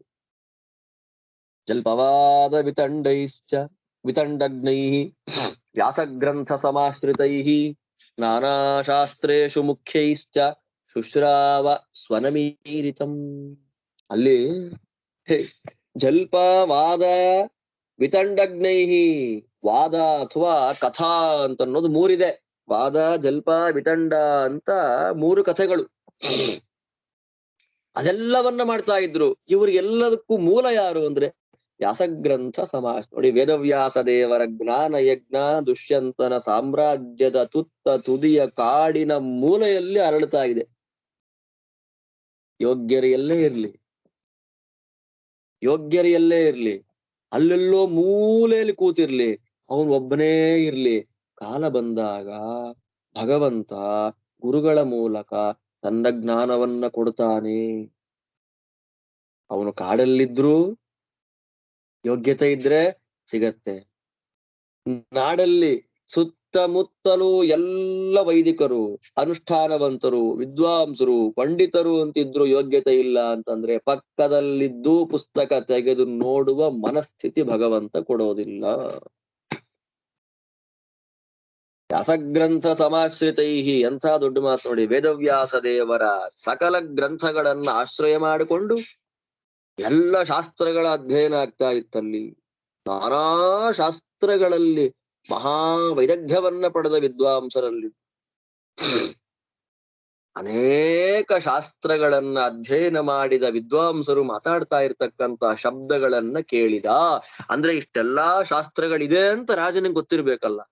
ಎಂಥ ವಿದ್ವಾಂಸರಾದ ಕೃಷ್ಣದೇವರಾಯನ್ ನೋಡ್ಕೊಂಡ್ರೆ ಎಷ್ಟು ಗ್ರಂಥಗಳನ್ನ ಬರೆದಿದ್ದಾನೆ.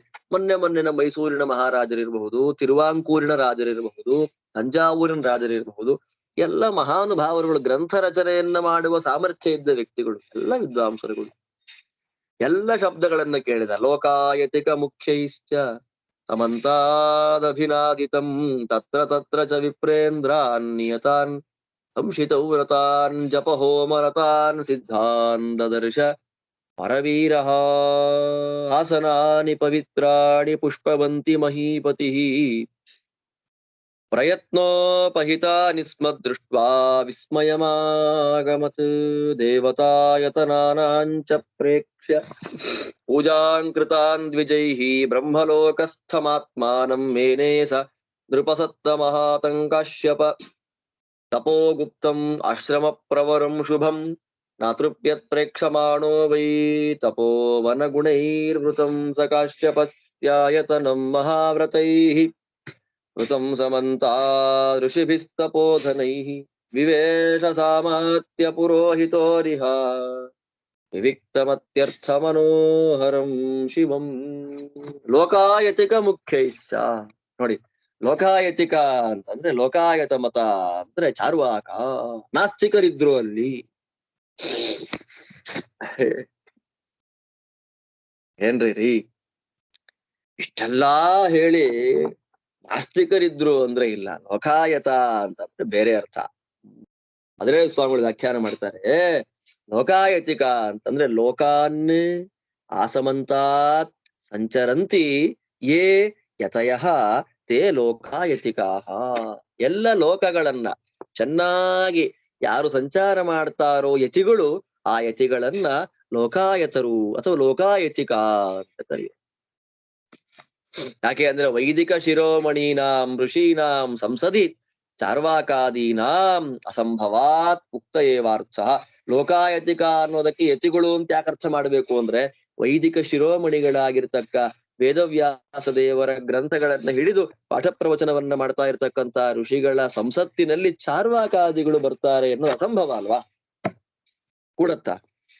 ಆದ್ದರಿಂದ ಲೋಕಾಯತಿಕ ಅಂದ್ರೆ ಯತಿಗಳು ಅಂತ ಅರ್ಥ.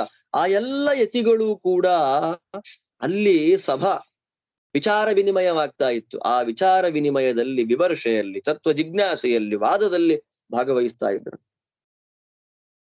ಅಲ್ಲಲ್ಲಿ ಕೆಲವು ಬ್ರಾಹ್ಮಣರುಗಳು ಜಪಗಳನ್ನ ಮಾಡ್ತಾ ಇದ್ರು, ಇನ್ನು ಕೆಲವರು ಹೋಮಗಳನ್ನ ಮಾಡ್ತಾ ಇದ್ರು, ಇನ್ನು ಕೆಲವರು ಸಿದ್ಧರುಗಳು, ಅನೇಕ ಮಹಾನುಭಾವರಾಗಿರ್ತಕ್ಕ ಬ್ರಾಹ್ಮಣರುಗಳು, ಸಂಶಿತ ವ್ರತ, ಶಾಸ್ತ್ರೋಕ್ತವಾದ ಅನೇಕ ವ್ರತಗಳನ್ನ ಮಾಡತಕ್ಕಂತಹ ವ್ಯಕ್ತಿಗಳು, ಅವ್ರನ್ನೆಲ್ಲರನ್ನ ನೋಡಿದ.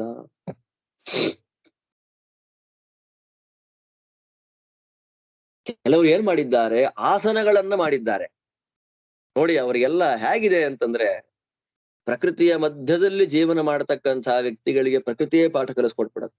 ನಮಗೆ ಊರಲ್ಲಿ ವಾಸ ಮಾಡುವಂತವ್ರಿಗೆ ಮುಟ್ಟಿದ್ದಕ್ಕೆಲ್ಲ ಗೂಗಲ್, ರೋಡ್ಗೆ ಹೋಗ್ಲಿಕ್ಕೂ ಬಾಯಿ ಬಿಟ್ಟು ಕೇಳಲಿಕ್ಕಿಲ್ಲ ಗೂಗಲ್. ಅದು ಮಾತಿ ಟೈಪ್ ಇಲ್ಲ ಇವಾಗ, ಹೇಳ್ಕೊಂಡು Google show me ice cream shop. ನಾನು ಕೇಳಿದ್ದಿದ್ದನ್ನ, ಅದಕ್ಕೆ ನಿಮ್ಗೆ ಹೇಳ್ತಾ ಇದ್ದೀನಿ ಅಷ್ಟೇ. ಐಸ್ ಕ್ರೀಮ್ ಅಂಗಡಿಗೆ ಹೋಗುವಂತ ಅದು ಮುಂಡ್ಯದ 35 ಅಂಗಡಿ ತೋರಿಸ್ಬಿಡುತ್ತೆ. ಅದಕ್ಕೆ ಮತ್ತೆ ನಮ್ಗೆ ಕ್ವಶನ್, ನಮಗೆ ಯಾವ್ದು ಹತ್ರವೋ ಅದನ್ನ ತೋರಿಸು ಅಂತ ಕೇಳ್ತೀವಿ ನಾವು. ಹತ್ರದಲ್ಲಿ 25 ಇರುತ್ತೆ ಅಲ್ವಾ. ನಮ್ ಸಮಸ್ಯೆ ಬಾಯಿ ಬಿಟ್ಟು ಕೇಳಕ್ ನಮಗಿಲ್ಲ. ಇಂಥ ಸಮಸ್ಯೆಯಲ್ಲಿ ನಾವಿರೋ ಕಾಲಕ್ಕೆ ಅವ್ರೇನ್ ಮಾಡ್ತಾ ಇದ್ದಾರಲ್ಲಿ, ಪುಷ್ಪಗಳಿಂದ, ಹೂವುಗಳಿಂದ ಒಂದು ಆಸನ ತರ ಮಾಡಿದ್ರಂತೆ, ಪವಿತ್ರವಾದ ಆಸನಗಳು. ನೋಡಿ ಅದನ್ನ ನೋಡಿ, ಏನಪ್ಪಾ ಇದು,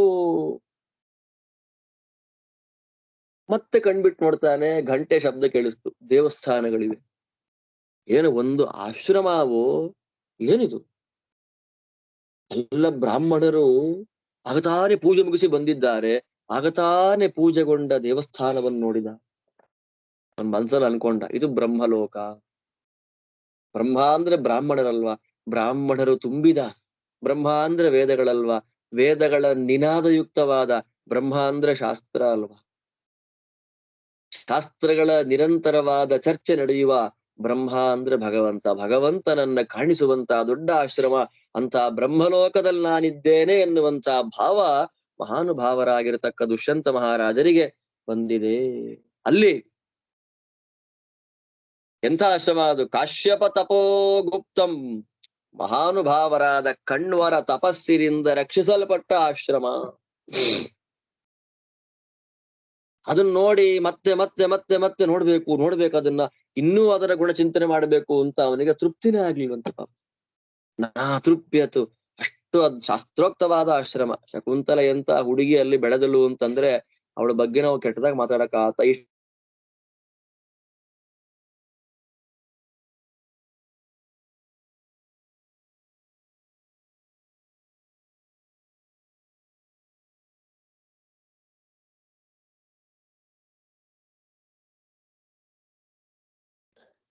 ಇದೇ ಕಾರುಗಳು ಒಂದು ಸಲ ಬೆಳಗ್ಗೆಯಿಂದ ಸಾಯಂಕಾಲ ತನಕ ಈ ಆಶ್ರಮಗಳ ಮುಂದೆ ಓಡಾಡ್ಬಿಟ್ರೆ ವಿದ್ವಾಂಸರಾಗಿ ಬಿಡ್ತಾರೆ.